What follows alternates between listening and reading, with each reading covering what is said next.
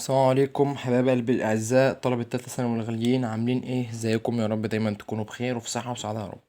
ان شاء الله النهارده هنبدأ نحل تدريبات كتاب الامتحان بالكامل على الدرس الاول اللي احنا خدناه كله، اللي هو شدة التيار الكهربي وقانون اوم. بسم الله، تعال نسمي لك ونبدأ.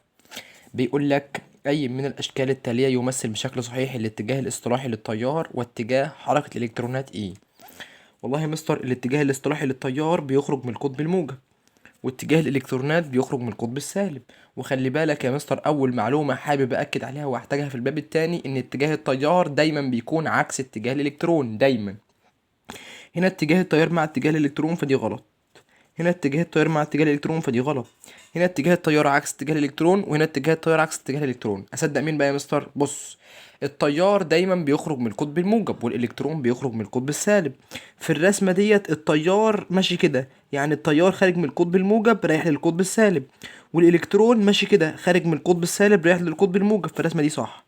لكن بص هنا، التيار ماشي كده، التيار ماشي من القطب السالب، لا يا مستر ما ينفعش. الاتجاه الاصطلاحي للتيار فيه التيار بيخرج من القطب الموجب مش بيخرج من القطب السالب. فانت اجابتك هتبقى ان التيار الاصطلاحي خارج من القطب الموجب والالكترون خارج من القطب السالب. واول معلومه حابب اكد عليها ان اتجاه التيار دايما بيكون عكس اتجاه الالكترون. تمام. بيقول لك الشكل المقابل يمثل جهاز جزء من دائره كهربيه يمر به تيار كهربي مستمر شدته اي في اي الاميترين بالشكل قراءته اكبر. بص يا حبيب قلبي، الاميتر ده والاميتر ده الاتنين دول كده متوصلين على التوالي، وفي حاجه اسمها شده التيار ثابته، بس خلي بالك على التوالي. ازاي يا مستر؟ يعني تعالى نفترض ان الاميتر الاولاني ده هو قرا 2 امبير، الاميتر التاني ده يا مستر يقرا كام؟ التيار هيعدي كده يعدي كده يعدي كده في المصباح ويروح يخلي الاميتر التاني هو كمان يقرا 2 امبير. بما ان الاميترين دول متوصلين على التوالي، يبقى الاميتر اللي هيقرا الاميتر، التيار اللي هيقرا الاميتر ده هو نفس التيار اللي هيقرا الاميتر ده. ده قرا اتنين يبقى ده هيقرا اتنين، يبقى اي واحد قرايته اكبر من التاني الاميترين لهما نفس القراءة. اجابتك الاجابة رقم ج. تعالى يا سيدي بالراحة، ركز معايا وصل على النبي بقى. بيقول لك ايه؟ اذا كان شدة التيار المرفي موصل ب 2 امبير يبقى ده الاي. بيقول لك انا عايز كمية الشحنة الكهربية المرة عبر مقطع من موصل خلال زمن يبقى ده التايم. بالراحة يا مستر، ما هو الاي بتساوي كيو على التي. انا عايز الكيو يبقى اي في تي، يبقى كيو بتساوي اي في تي. الاي بكام يا مستر؟ التيار باتنين. الزمن بكام يا مستر؟ ب20. هيديك ان كمية الشحنة الكهربية تطلع 2 في 20، هتطلع ب40 كولوم. اجابتك الاجابة رقم، عفوا ثانية واحدة، لا دي 10، معلش الزمن ب10، عفوا الزمن ب10، يبقى 2 في 10 تطلع ب20 كولوم. اجابتك الاجابة رقم ج، ايه قصدي اجابة رقم د. تعالى، هو بيقولك انا عايز الزمن اللازم لمرور شحنة مقدارها 4 مايكرو كولوم. ماشي، تعالى نجيب الزمن. والله يا مستر التايم، الزمن هتساوي كيو على الاي، يبقى التايم هتساوي كيو على الاي. الكيوب كام يا مستر؟ الكيوب 4 ملي كولوم. المفروض احول، لا يا مستر النواتج كلها بالملي فما تحولش، يعني مش هنحول، هنسيبها زي ما هي ملي على احنا عايزين ايه يا مستر؟ عايزين نجيب الزمن، يبقى تقسم على الاي، التيار باتنين. لو قسمت 4 على 2 هيديك ان الزمن يطلع ب2 ملي ثانية. جبت الإجابة رقم ج ألف. الإجابة رقم ألف. تمام يا سيدي، صلي على النبي. تعال نحل السؤال اللي بعده. بيقولك في الشكل المقابل شحنة سالبة مقدارها 2 مايكرو كولوم. لازم الشحنة يا مستر تتقاس بالكولوم، يبقى عشان أحول من 2 مايكرو كولوم أحول لكولوم أضرب في 10 أس -6 عبر مقطع اكس خلال زمن، يبقى ده التايمر يا مستر. الزمن بيتقاس بالثانية، ده بالملي ثانية، يبقى لازم نضرب الرقم دوت في 10 أس -3 عشان نخليه بالثانية. عايز شدة واتجاه التيار. بالراحة، مش احنا اتفقنا يا مستر ان الاي بتساوي كيو على التي؟ يلا تعال نعوض. كيو على التي، الكيو بكام يا مستر؟ الكيو كمية الشحنة الكهربية اهي 2 وحولناها ضربنا في 10 أس -6، يبقى 2 في 10 أس -6. ديت الكيو على التايمر بكام؟ التايمر يا مستر 4، وعشان نحوله لثانية ضربنا في 10 أس -3.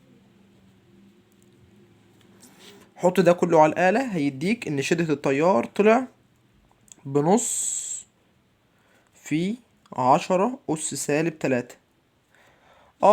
أمبير طبعا. خلي بالك الملي يا حبيب قلبي، الملي ده عبارة عن 10 أس -3. خلاص يا مستر، طب أنا ممكن أشيل 10 أس -3 وأحط مكانها ملي. يعني كده التيار طلع بيساوي نص، نشيل 10 أس 3 نحط مكانها ملي، ملي أمبير. يبقى كده الحمد لله التيار طلع بنص ملي امبير. دي غلط عشان دي 8، ودي غلط عشان دي 8. فانت عندك يا ج يا اما د. هو بيقول لك انا عايز اتجاه التيار فين. برضو اتجاه التيار، بص يا حبيب قلبي، قاعده بتقول لك ان دايما اتجاه التيار عكس اتجاه الالكترون او عكس اتجاه اي شحنه سالبه. الشحنه السالبه ده هي بتتحرك من اكس بتروح لواي. لو الشحنة السالبة رايحة كده يبقى التيار ماشي عكسها، يبقى التيار ماشي من واي رايح لاكس. يبقى انت اجابتك ان التيار يطلع بنص ملي امبير، واجابتك ان التيار ماشي من واي رايح لاكس، دي الاجابة رقم د. تمام. تعالى صلى على النبي. السؤال اللي بعده بيقول لك اذا كان معدل مرور الالكترونات الحرة في سلك هي 10 اس 20 الكترون لكل ثانية، دي كلها على بعضها اسمها الان على التي، اسمها الكترون على الالكترونات على التي اهو. قال لك الكترون لكل ثانية. ديت ايه؟ ديت في السلك اكس، ومعدل مرورها في مقطع من سلك واي، يبقى دي ان بتاع واي على التي. فان النسبة عايز اي اكس على اي واي. بالراحة، قدامك سكتين صفر. بما اننا ما نعرفش اي حاجة لسه واخدين فيزياء، خلاص نعملها كده بالراحة. اي اكس على اي واي. بالراحة. اي اكس يا مستر هتساوي كيو اكس على التي على بدل ما هي شرط الكسر خليها كده معلش، على اي واي بتساوي كيو واي على التي. بعد اذنك يا مستر ممكن تشقلب العلى دي خليها في مع قلب ما بعديه عينيا يا حبيب قلبي. يبقى كيو اكس على تي في التي على الكيو واي. تعال نعوض يلا. التايمر ده هيصير مع التايمر ده، اتبقى لك كيو اكس في واحد هيديك كيو اكس على كيو واي، اتبقى لك كيو اكس على كيو واي. تعال نعوض بقى. كيو اكس بكام؟ كيو اكس هتساوي ان اكس في اي على كيو واي بكام؟ ان واي في اي. كده كده الاي ثابته فالاي هيطيروا مع بعض. اتبقى لك ان اكس على ان واي، يعني اي اكس بتساوي ان اكس على ان واي. تعال نعوض يلا. ان اكس بكام؟ والله يا مستر ان اكس اهي 10 اس 20، ادي 10 اس 20 على ان واي بكام يا مستر؟ ان واي اهي، ان واي اهي باتنين في 10 اس 20. 10 اس 20 تطير مع 10 اس 20 يبقى لك واحد على الاتنين اللي هي نص. فانت اجابتك الاجابه رقم ج. اهي طبعا يعني الاسئله الخمس اسئله دول اتحلوا في اقل من 7 دقايق، لان انا واحد فاهم انا بعمل ايه، حافظ خطوات، حافظ قوانيني، عارف انا بعمل ايه، فالمساله هتتحل في اقل من ثواني. تمام يا سيدي. تعال نخش على سؤال رقم 6. بسم الله. رقم 6 بيقول لك الشكل المقابل يمثل شحنة مقدارها 2 مايكرو كولوم. يا مستر الشحنة لازم تكون بالكولوم، فهنحول، هنضرب الاتنين نضربها في 10 أس سالب 6 عشان نحول من مايكرو كولوم لكولوم. كده حولناها. دي الشحنة تدور بتردد 1000 هرتز، التردد اسمه اف او نيو فريكوانس. التردد بكام يا مستر؟ ب1000 هرتز، ده التردد. في مسار دائري منتظم فإن شدة التيار الناتج عن الدوران. والله القانون اللي كان بيجمع كيو اف، وانا طبعا شرحته بالتفصيل طبعا. الاي بتساوي كيو في اف، كيو في التردد. كيو يا مستر كمية الشحنة الكهربية عندك فوق اهي باتنين في 10 أس سالب 6. لو جيت تضربها في التردد اللي هو ب1000 اللي هي ب10 أس موجب 3، جبتها منين؟ التردد ب1000 اللي هي 10 أس موجب 3. ده كله هيديك 2 في 10 أس سالب 3، والتيار هيطلع بالأمبير. تعال نشوف الاختيار ده موجود ولا لأ. مستر ديت طلعت 500 أمبير يبقى ده غلط، ديت طلعت 2000 أمبير يبقى دي غلط. هو هنا محول بالملي. خلاص يا حبيب قلبي تعالى نشيل ال10 أس سالب 3 ديت نحط مكانها ملي أمبير. يعني كده التيار هيطلع بيساوي 2، ال10 أس سالب 3 ديت عبارة عن ملي أمبير. يبقى أنت إجابتك التيار 2 ملي أمبير اللي هي الإجابة رقم ب. تمام. تعالى السؤال اللي بعده. طبقا لنموذج بور لذرة الهيدروجين يتحرك الإلكترون في، وخلي بالك القانون ده ما ينفعش استخدمه الا لما يقول لي ان الحركة بتاع الإلكترون او الحركة بتاع الجسيم في مسار دائري. اهو قال لك ان الحركة بتاع الجسيم في مسار دائري اهو. انا باكد لك صحة كلامي اللي انا شارحه لك ان شاء الله. تعالى السؤال اللي بعده. طبقا للنموذج الذري لذرة الهيدروجين، ذرة الهيدروجين عدد الإلكترونات اللي موجودة فيها 1. تمام. يتحرك الالكترون في مسار دائري اهو، خلي بالك اهو الحركه بتاع الالكترون في مسار دائري، انا باكد لك صحه كلامي. في مسار دائري نص قطره يبقى دي الار، الراديوس نص القطر، بسرعه يبقى ديت الفي السرعه الفيلوسيتي. فان شده التيار الناتج عن حركه الالكترون، يا ترى شده التيار بكام؟ انا طبعا حلتها لك مره واثنين وثلاثه، بس تعالى احلها لك رابع بالراحه. انا طبعا الكلام ده شرحه، ولو انت طبعا مفرجتش على الشرح طبعا تعالى يا عم استنتجها لك تاني، برغم ان مش من حقك وانا شرحتها مره بس عادي. من باب وذكر فإن الذكرى تنفع المؤمنين. بالراحة.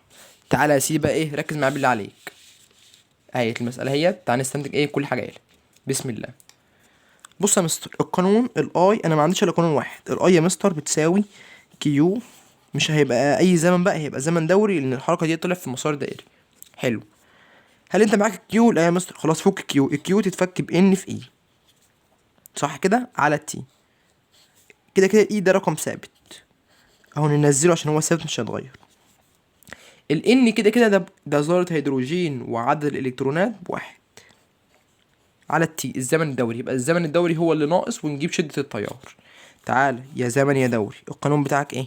بص هو في قانون بيجمع بين السرعة والزمن. يا مستر في قانون من تانية ثانوي يا حبيب قلبي، خدنا ان السرعة بتساوي المسافة على الزمن، صح؟ طب لو عايز اجيب الزمن يبقى طلع الزمن فوق والسرعة تحت، يبقى الزمن هيساوي دي على الفي، صح يا مستر؟ هو الالكترون ده المسافه اللي هو مشيها ايه؟ مش كان بيقولك الالكترون ده بيتحرك في مسار دائري، بيدور في مسار دائري، يبقى المسافه اللي الالكترون مشيها عباره عن محيط دايره، ومساحه محيط الدايره 2 باي ار على الفي. يبقى لما هتيجي تجيب التي كابيتال هتجيبه ب2 باي ار على الفي مقام بسط.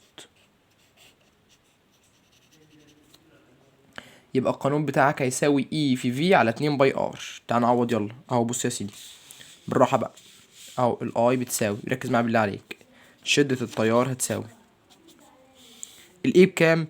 شحنة الالكترون رقم ثابت 1.6 في 10 أس -19. الفي بكام؟ السرعة الفيلوسيتي بكام؟ السرعة يا مستر انا مديها لك اهي ب2.2 في 10 أس 6، 2.2 في 10 أس 6. وخلي بالك اتأكد ان السرعة بالمتر على الثانية. يا مستر هنا الراجل محترم جايب لك السرعة بالمتر على الثانية، لكن انا في السؤال بتاعي وريتك الخباثة كلها لان كنت جايب لك السرعة بالكيلومتر على الساعة.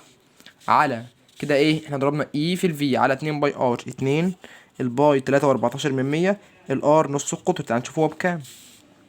الحق ده مديك نص القطر ب53 انجستروم. لا يا مستر، ونص القطر لازما يتقاس بالمتر، للتحويل من انجستروم لمتر بنضرب في 10 أس -10. فهنجيب الرقم ده هوت اللي هو 53 نضربه في 10 أس -10. تعال نحط الرقم ده كله على الآلة ونطلع نشوف يا ترى شدة التيار تطلع بكام. تعال يا سيدي، تعال يا سيدي يلا. بسم الله. ادي الاي 1.6 في 10 أس -19. في السرعة 2.2 في 10 أس 6 على 2 باي 3.14 أي 2 في الباي 3.14 في نص القطر 53 في 10 أس -10. هيديك يا حبيب قلب ان التيار اهوت، التيار طلع بيساوي، ثانية واحدة اهو،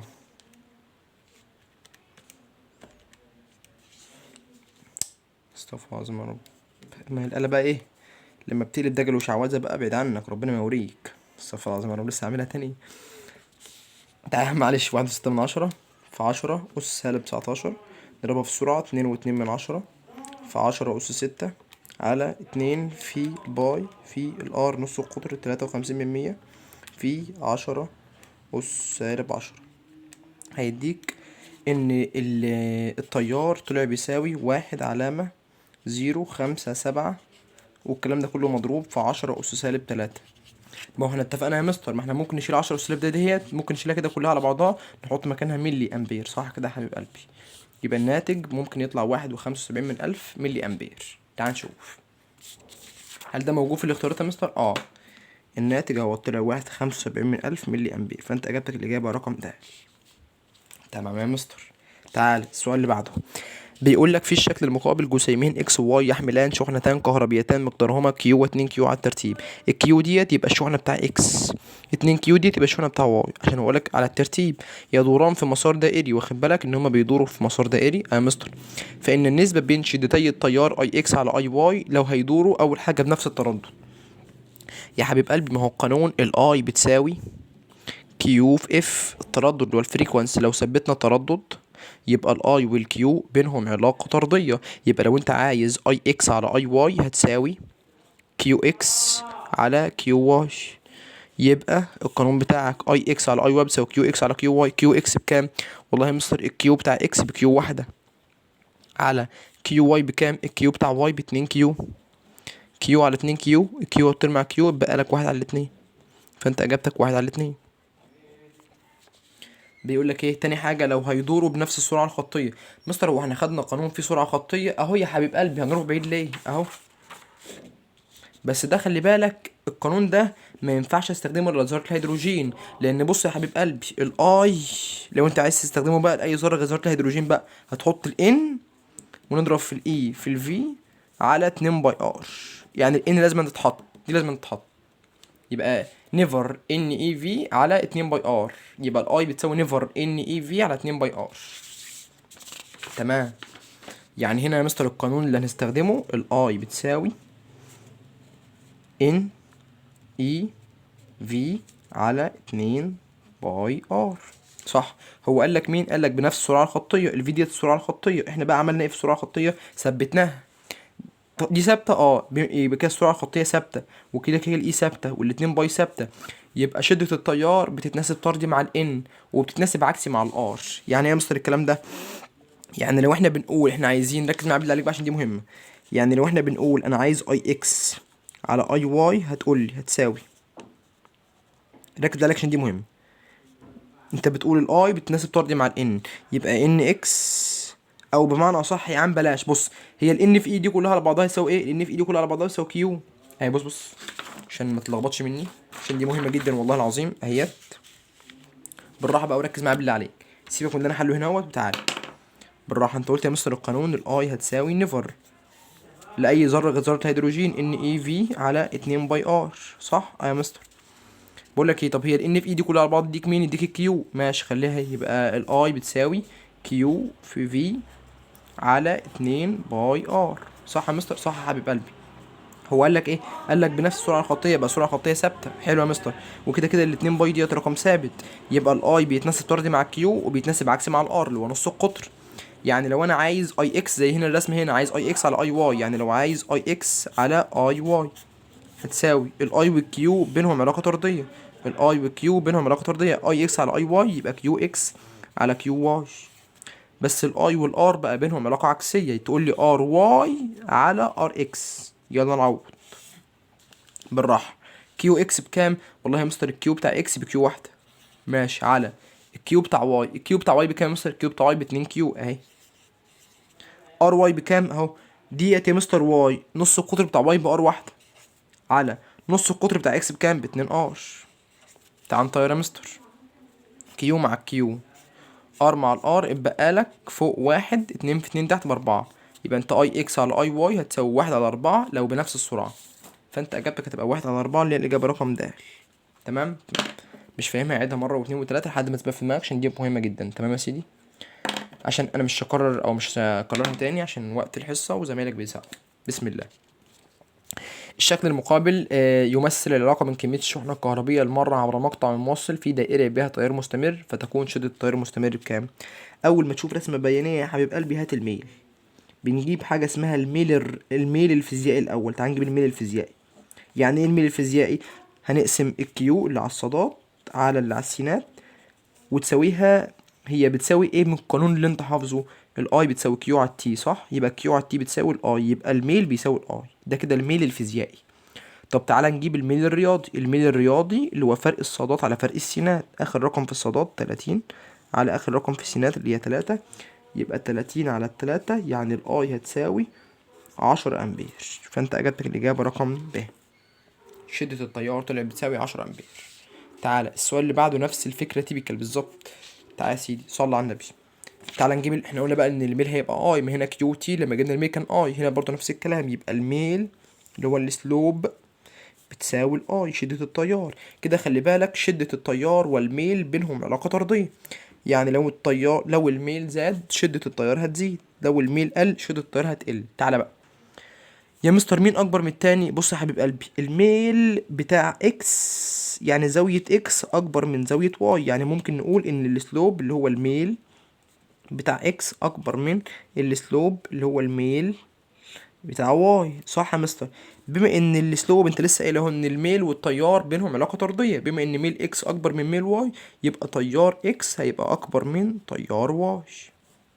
تعالى، هو بيقول لك اقسم لي اي اكس على اي واي، الحق انا بقسم تيار كبير على تيار اصغر منه هيديك رقم اكبر من واحد. طالما بقسم كبير على صغير هيديك رقم اكبر من واحد، لو كان العكس هيديك رقم اقل من واحد. تعالى السؤال اللي بعده. السؤال اللي بعده بيقول لك الشكل المقابل يعبر عن العلاقة بين عدد الإلكترونات المرة.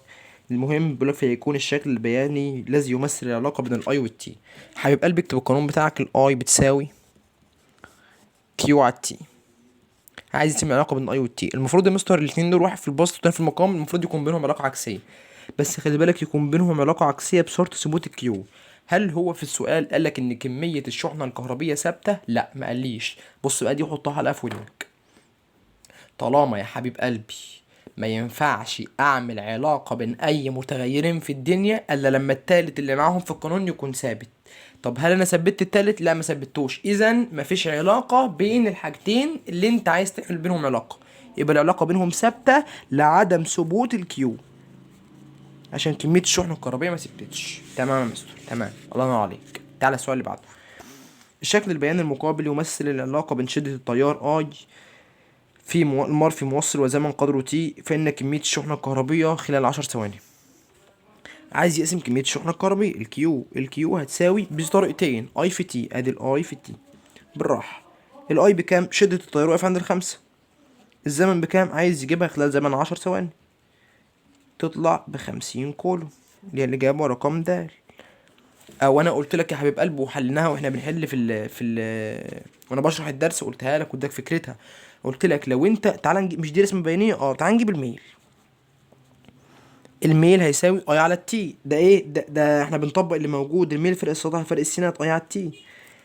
يا مستر في واحد بتاع رياضه يقول لك يا مستر اللي انت كاتبه ده تخريف. ليه يا حبيب قلبي؟ مش انت بتقول يا مستر ان الاي بتساوي كيو في تي؟ يا حبيب قلبي، الاي ملهاش الا حل واحد الا انها تنضرب في التي. انت ازاي قاسم الاي على التي؟ ده تخريف، ده تهريج. يعني انت لو عايز تجيب الميل وما لقيتش ان الميل بيساوي حاصل قسمة الصادات على حاصل قسمة السينات، بتجيب حاجة اسمها المساحة تحت المنحنى. يعني لو عايز تجيب الكيو هتجيب المساحة تحت المنحنى. طب ده ايه يا مستر؟ ده يا حبيب قلبي مستطيل، ومساحة المستطيل بيساوي الطول في العرض.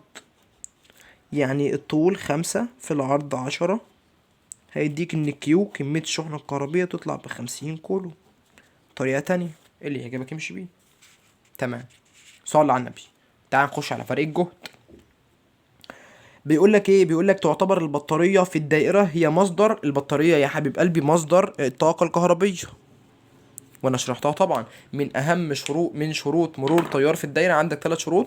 اول حاجه وجود عندك بطاريه اللي هي مصدر لقوه الدفع الكهربيه او مصدر للطاقه الكهربيه. تاني حاجه وجود اسلاك مصنوعه من ماده موصله. تالت حاجه لازم الدائره الكهربيه بتاعتك تكون مغلقه حتى تسمح بمرور تيار، عشان لو الدايره مفتوحه لن تسمح بمرور تيار. تمام. موصل معدني يتصل طرفاه بمصدر جهد مستمر لتكوين دائرة مغلقة، فأي الاختيارات صحيح بالنسبة لحركة الإلكترونات داخل وخارج المصدر. تعال بص، تعال نفترض إن ده مصدر أو ده بطارية، بس معلش أنا هكبرها شوية كده، يعني هفرق بين القطب الموجب والسالب عشان عايزين نشوف شوية تفاصيل كده. حلو يا مستر. وبعدين تعال نقفل الدايرة اهيت عشان يسمح بمرور تيار، ونحط هنا مثلا مقاومة مثلا ريزيستنس اهي. بالراحة يا مستر. هو بيقول لك اتجاه حركة الإلكترونات. خلاص تعال نشوف الإلكترون. أنا كإلكترون هخرج منين؟ والله يا مستر الإلكترون بيخرج من السالب يروح للموجب. الكلام ده فين؟ خارج البطارية أو خارج المصدر أهي. ديت كده اسمها جوه البطارية أو جوه المصدر. أهو فعلا الإلكترون مشي من السالب راح للموجب. الكلام ده في الدايرة الخارجية، أو ممكن نقول إن هي خارج البطارية، أو ممكن نقول إنها خارج المصدر. أي واحد فينا يا مستر بيرتاح في بيته في داره. طب الإلكترون كان داره القطب السالب، جه هنا وقف عند القطب الموجب، هو مش مرتاح. فالالكترون هيكمل مشيان، هيمشي من القطب الموجب يروح للقطب السالب. الكلام ده فين؟ جوه المصدر، جوه بيته. تعال نشوف الاختيارات. بيقول لك ايه؟ بيقول لك الالكترونات ديت هتهتز في موضعها دون ان تنتقل الى مواضع جديده. غلط طبعا، الالكترون اتحرك عمال يتنقل يمين وشمال. تاني اختيار بيقول لك تنتقل داخل المصدر تجاه الطرف ذو الجهد الاعلى. بص، الجهد الاعلى الموجب، الجهد الاقل السالب. هو بيقول لك ان الالكترونات ديت جوه المصدر هتروح للطرف ذو الجهد الاعلى. لا والله يا مستر، ده جوه المصدر الالكترونات راحت للطرف السالب اللي هو ذو الجهد الاقل، فدي غلط. بيقول لك ايه؟ تنتقل خارج المصدر تجاه الطرف ذو الجهد الاعلى. تعال نشوف، الالكترون كان عند الجهد الاقل قصدي خارج المصدر، هو قال لك هو خارج المصدر. خارج المصدر راحت للجهد الاعلى، ده صح يا مستر، لان الالكترونات خارج المصدر مشيت من السالب اللي هو الاقل جهد راحت للاعلى جهد اللي هو الموجب، فده صح. تنتقل خارج المصدر تجاه الطرف ذو الجهد الاعلى اللي هو الاجابه د، صح جدا. تمام. رقم 15 بيقول لك في أي الحالات التالية يعبر السهم عن الاتجاه التقليدي للتيار المار في المقاومة بين النقطتين A B. بص يا سيدي، تعال نشوف أول اختيار. التيار يا حبيب قلبي بيمشي دايما من الأعلى جهد للأقل جهد. هنا التيار ماشي من موجب 10 فولت رايح ل 2 فولت، فدي صح. هنا ماشي من صفر رايح ل 10، ده غلط. هنا ماشي من سالب 4 رايح لموجب 2، سالب 4 الأقل رايح للأعلى، غلط. مشي من سالب 4 ل0، مش من الأقل للأعلى، يبقى دي غلط. التيار التقليدي بيمشي من الأعلى جهد للأقل جهد دايما دايما دايما، ودي مهمة عشان هنحتاجها برضو قدام فكر شوف إن شاء الله. بسم الله. بيقول لك في الشكل المقابل يكون الشغل المبذول لتمر شحنة، يبقى دي كيو بين نقطتين، يعني عايزين الدبليو. وانت عارف يا حبيب قلبي القانون اللي كان بيجمعهم اهوت، اللي هو فرق الجهد اللي هو الفي بتساوي دبليو على كيو. احنا عايزين الدبليو، يبقى الدبليو بتساوي، عايزين الدبليو ديت بتساوي في في كيو. ادي الفي اللي هو فرق الجهد في الكيو اللي هي كمية الشحنة الكهربية. يلا نعوض. الدبليو بتساوي الفي مش معاك سيبها، الكيو بكام؟ الكيو ب4 هتساوي. يا ترى يا مستر الفي عوض عنها ب15 ولا عوض عنها ب5؟ بص يا حبيب قلبي، ديت يا حبيب قلبي اسمها جهد النقطة اكس، دي يا حبيب قلبي اسمها جهد النقطة واي. احنا لما نيجي بنجيب حاجة اسمها فرق الجهد، يبقى لازم نجيب فرق الجهد بين النقطة اكس وواي. فرق يعني طرح، يعني لازم نطرح جهد اكس ناقص جهد واي. يلا، جهد اكس بكام؟ جهد اكس بموجب 15 ناقص بتاع القانون. جهد واي بكام؟ جهد واي بسالب 5.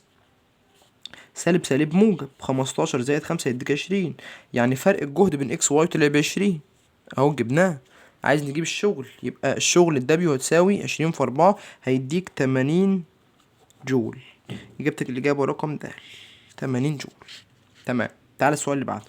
عايزين فرق الجهد اللي هو الفي بين نقطتين عندما يلزم بذل شغل مقداره 30 جول، يبقى دي الدبليو. لنقل كمية كهربية مقدارها 10 كولوم، يبقى دي الكيو. يبقى عايزين فرق الجهد، والله الفي هيساوي دبليو على الكيو. الدبليو بكام مستر؟ الشغل بكام؟ الشغل هيبقى قلبي 30 جول. الكيو كمية شحنة كهربية بكام؟ ب10. 30 على 10 يا حبيب قلبي هيديك 3 فولت. الإجابة رقم ب. تمام. تعال نخش على السؤال اللي بعده. بص يا سيدي، صلى على النبي. بيقول لك إذا كان الشغل المبذول لنقل كمية كهربية مقدارها 5 كولوم، يبقى ده يا مستر الكيو كمية شحنة كهربية بين نقطتين بيساوي 100 جول، يبقى ده الشغل الدبليو الورك. بيقول لك ايه؟ بيقول لك هذه الكمية الكهربية تمر عبر مقطع من موصل في زمن، يبقى ده التايمر التايم. عايزين فرق الجهد وشدة التيار، تعال نجيبهم فوق. والله يا مستر فرق الجهد اللي هو الفي فرق الجهد بيساوي دبليو على الكيو، صح. الدبليو بكام؟ والله يا مستر الشغل ب100 جول. كيو كمية الشحنة الكهربية ب5.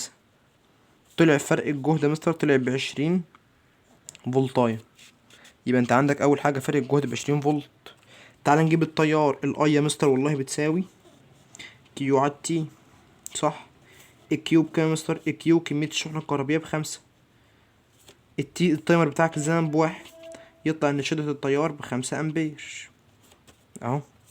هنا عايزة عدد الالكترونات الحرة بس خلال زمن ثانيتين، خلي بالك. طب تعال نحط القانون. الاي هتساوي كيو على التي، فك كيو معلش، الكيو تتفك بان في اي على التي. طب انا عايز اجيب الان ديت، عايز اجيب عدد الالكترونات، يبقى اضرب طرفين متوسطين. يبقى مستر والله الان هتساوي اي في تي طرفين متوسطين على الاي. تعال نعوض يلا. الان بتساوي اي في تي على الاي. الاي احنا جايبينه مستر فوق ب5 امبير اهو. في التي الزمن قالك احنا عايزينه في 2 ثانية. على الاي شحنة الالكترون ب1.6 في 10 أس -19. يطلع 6 وربع في 10 أس 19. فانت اجابتك هتبقى 6 وربع في 10 أس 19 في 10 أس 19 اللي جاب رقم ج. تمام. بيقولك احنا عايزين نعرف تعريف الكولوم. بالراحة صلى على النبي. هو الكولوم ده كان موجود فين؟ كان موجود في تعريف اهم القانونين اهم، كان موجود يا اما هنا في قانون فرق الجهد يا اما هنا في قانون التيار. بص يا سيدي، انا عايز اجيب قانون الكيو. الكيو هتساوي دبليو على الفي فرق الجهد. يبقى الكيو هتساوي دبليو على الفي. يا مستر امتى الكيو ديت تبقى بواحد كولوم؟ تبقى بواحد كولوم يا حبيب قلبي لما تقسم حاجتين على بعض من نفس الرقم. يعني دي 2/10 ودي 2/10، 3/10 3/10، عشان يديك واحد كولوم، عشان يديك نفس الرقم. هو بيقولك انا عايز الكولوم ده. اجيبها عن طريق ازاي؟ الكولوم ده يا حبيب قلبي بيجي لما تقسم حاجتين على بعض نفس الرقم. تعال نجرب الاختيار. رقم د تحتاج الى شغل، ما هي طبعا احنا قلنا ان الكيو بتساوي دبليو على الفي. تعال نشوف. تحتاج الى شغل 5/100، يبقى ده الدبليو لنقلها بين نقطتين فرق الجهد مقدارهم اللي هو 5/100 فولت. هو كمان الحق، يعني انا بقسم شغل مقداره 5/100 على فرق الجهد مقداره 5/100. ما هي 5/100 على 5/100 يديك واحد كولوم، اديتك اللي انت عايزه. لكن ده 5/5 هيديك 10. مش هتطلع، وانا عايز واحد كولوم مش 10 كولوم. ونفس الكلام برضو في اللي فوق برضو لو جربته. تمام. تعال السؤال اللي بعده. إذا كان الشغل المبذول لنقل 10 أس 20 إلكترون بين طرفين A بيساوي كذا، يبقى ديت عدد الإلكترونات بتاع A وده الشغل بتاع A. والشغل المبذول لنقل 4 في 10 أس 20 إلكترون بين طرفين B، يبقى دي ال N بتاع B وده ال W بتاع B. عايز فرق الجهد بتاع A على فرق الجهد بتاع B. بالراحة والله. فرق الجهد بتاع A على فرق الجهد بتاع B. بالراحة. فرق الجهد بتاع A يا مستر هيساوي W بتاع A على الكيو بتاع A.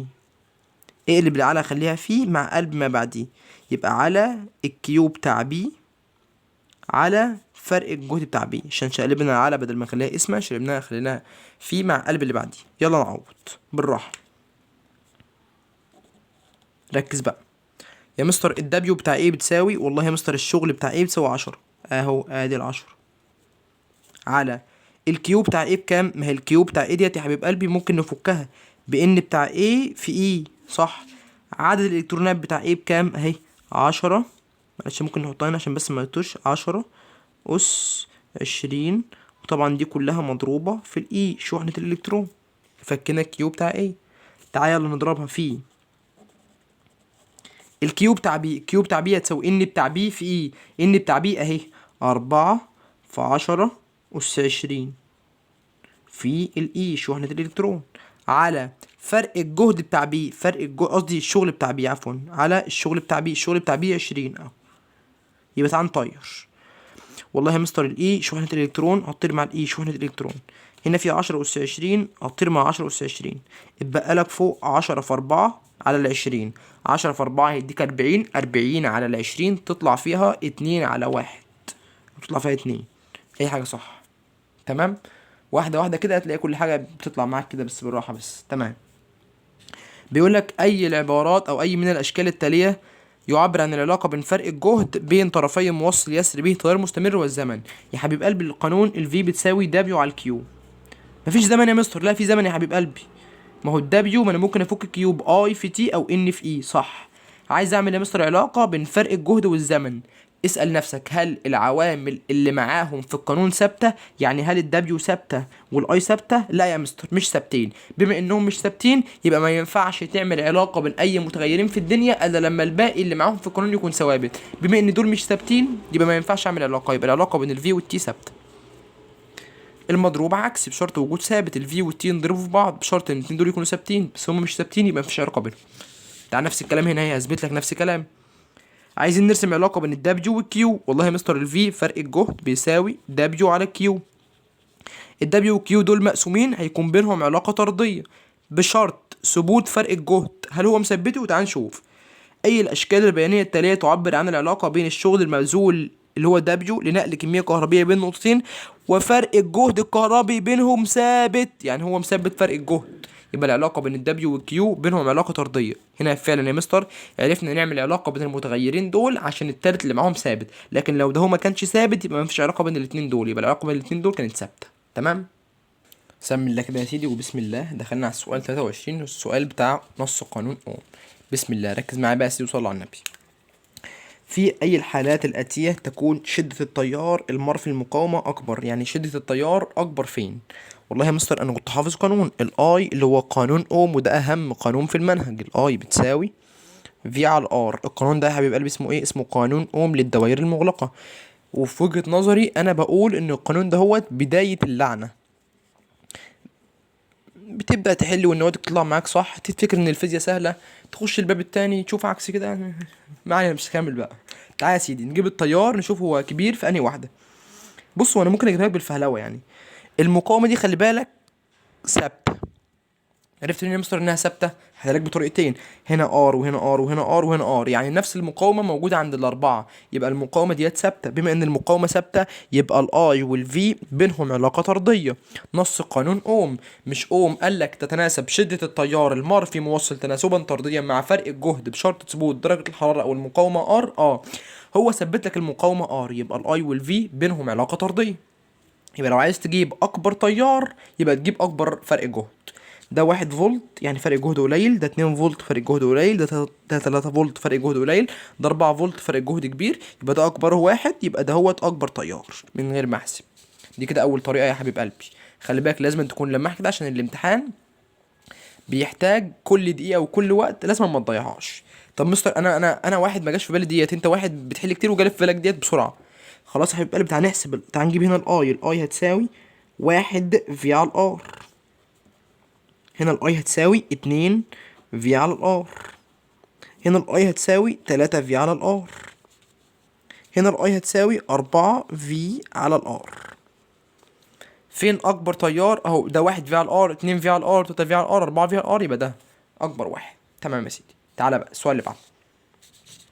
بيقول لك ايه؟ بيقول لك الشكل المقابل يمثل جزء من دائرة كهربية، فإذا كان الجهازين إكس وواي موصلين بشكل صحيح، فإن هذين الجهازين على الترتيب. ده مين وده مين؟ صلى على النبي كده وبالراحة.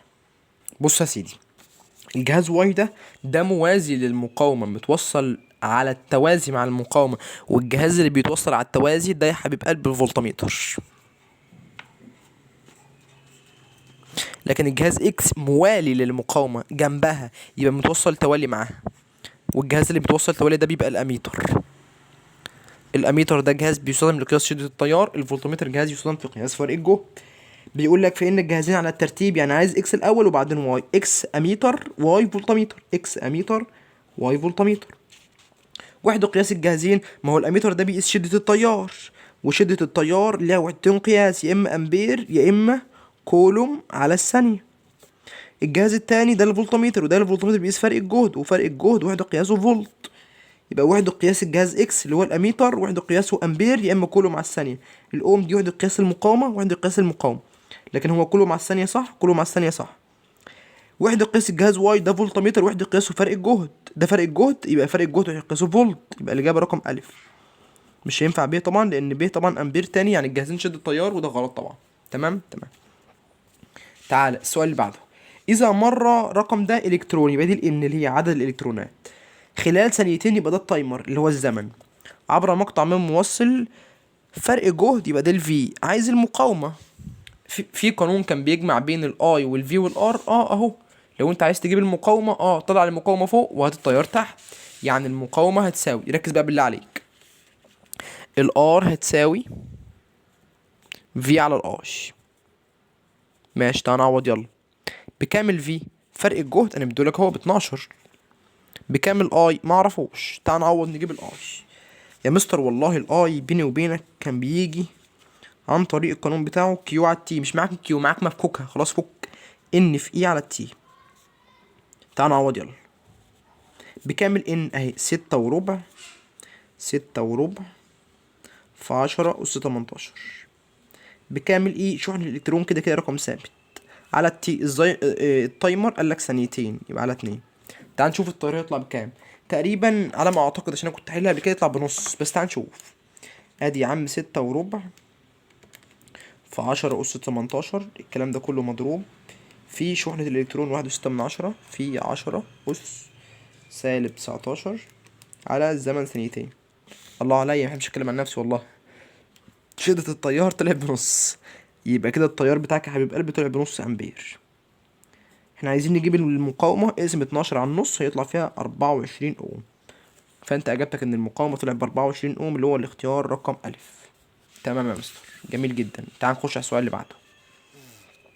بيقول لك الشكلان المقابلان واحد واتنين يوضحان جزئين من دائرتين كهربيتين يمر بهما تيار شدتهما اي واحد واي اتنين على الترتيب، فإن النسبة بين اي واحد على اي اتنين عايزهم بكام؟ بالراحة يا حبيب قلبي، تعال نجيبها وتعال نحسبها. يا نهار ابيض، احنا عندنا يا جدعان اغلى من طالب تالتة؟ لا طبعا، بالراحة بقى وتعال نحسبها. ركز معايا بقى، معايا بقى بالله عليك بقى، وصلي على النبي كده. بص يا سيدي، تعال نجيب اي واحد اهو، اي واحد اهو، تعال نجيبه بالراحة يا مستر. ما هو اي واحد هتساوي، يبقى في واحد على ار واحد. يلا تعال نجيبهم. في واحد بكام؟ فرق الجهد يا مستر كله هو ب20، على اي واحد بكام يا مستر؟ قصدي ار واحد بكام يا مستر؟ ار واحد ب5. هيديك ان اي واحد طلع ب4 امبير. جميل. تعال نجيب اي اتنين. اي اتنين يا مستر بكام؟ اي اتنين يا مستر ب في اتنين على ار اتنين. جميل. يلا في اتنين، لا يا مستر اللي معاك ديت ده جهد نقطة وده جهد نقطة، فاحنا هنجيب حاجة اسمها فرق الجهد، يعني لازم نطرحهم بين بعض. يعني هنطرح 5 ناقص جهد النقطة التانية -20، ده كده فرق الجهد. على المقاومة التانية بكام؟ المقاومة التانية ب10. هيديك كام يا مستر؟ والله 5 ناقص يعني هيديك زائد، يعني 5 زائد 20 هيديك 25 على الاتنين، هيطلع فيها 2.5 أمبير. حلو يا حبيب قلبي. طب يا مستر انا عايز اقسم اي واحد على اي اتنين، يعني عايز اقسم 4 اللي هي اي واحد على اي اتنين اللي هي 2.5.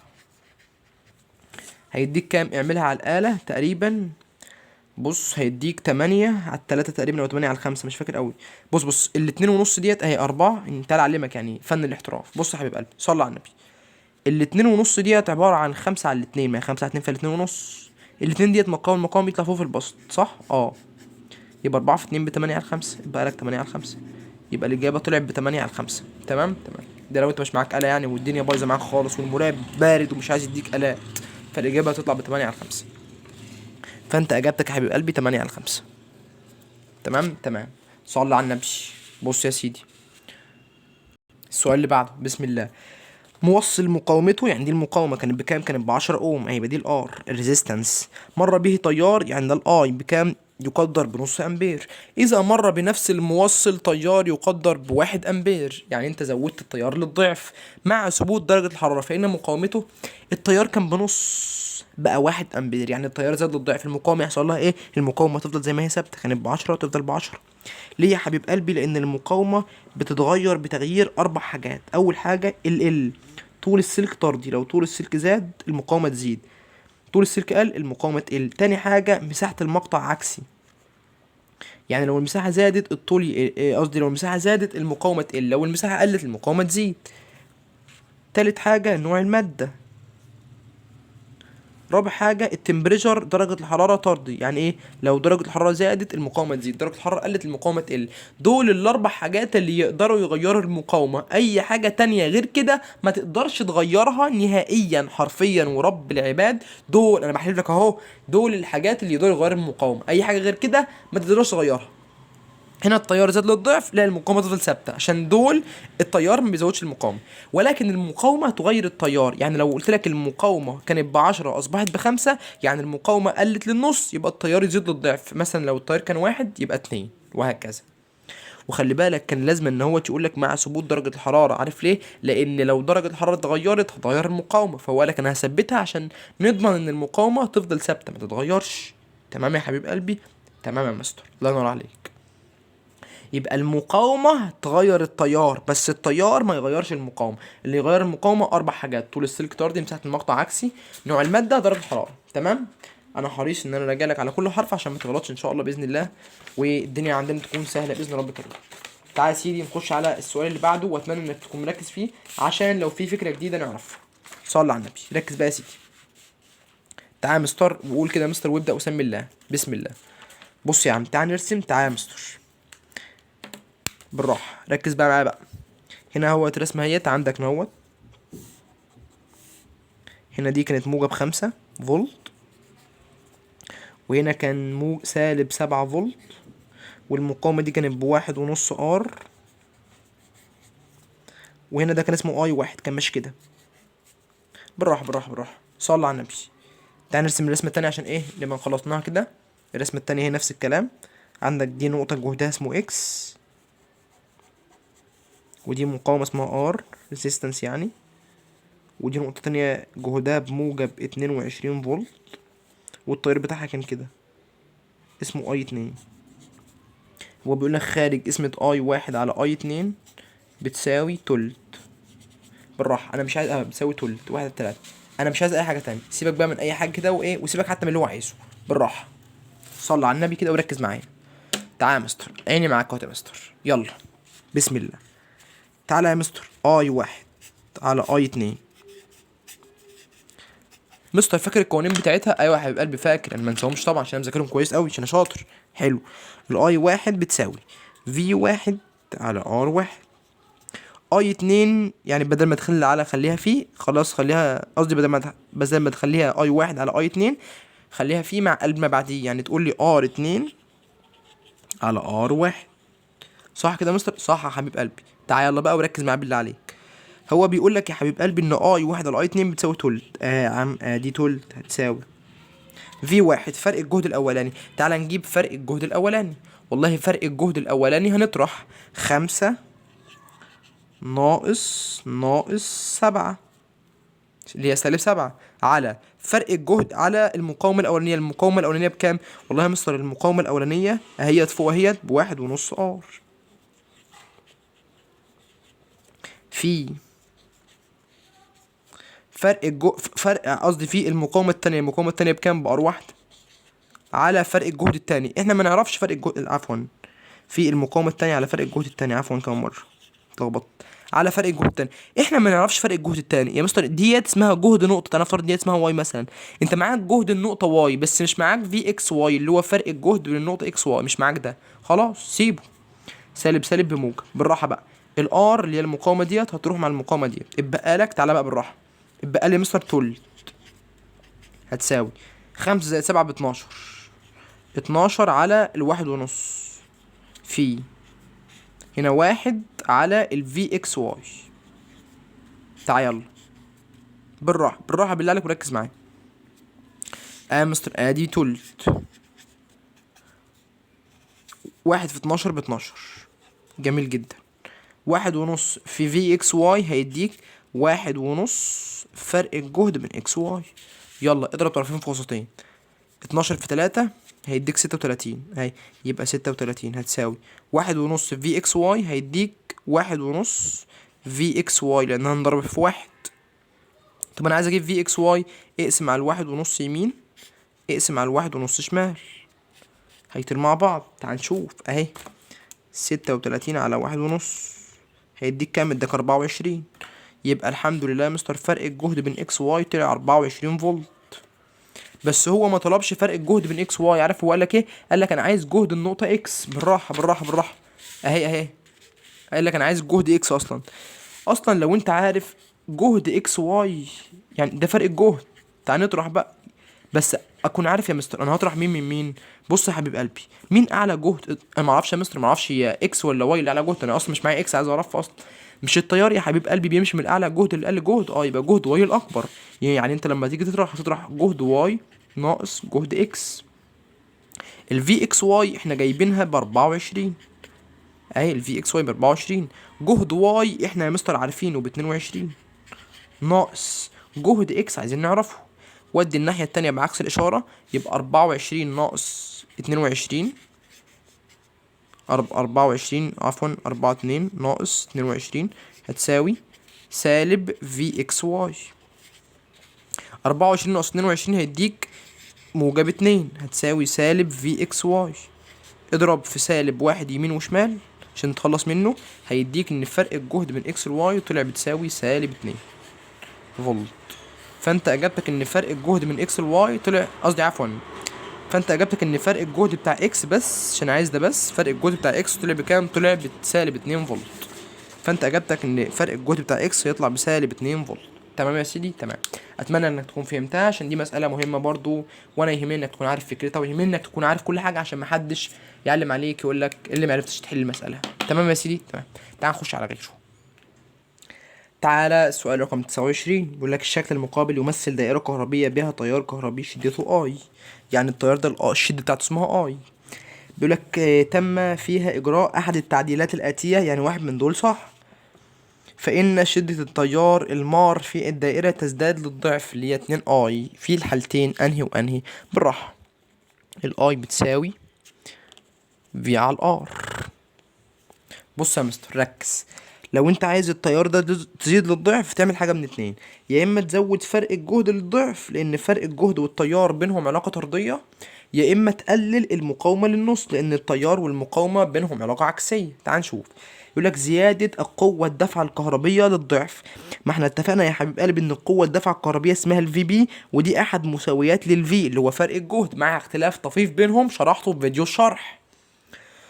يعني لو زودت الفي بي للضعف الفي هو كمان هيزيد للضعف، لو فرق الجهد زاد للضعف التيار هيزيد للضعف مع ثبوت المقاومة.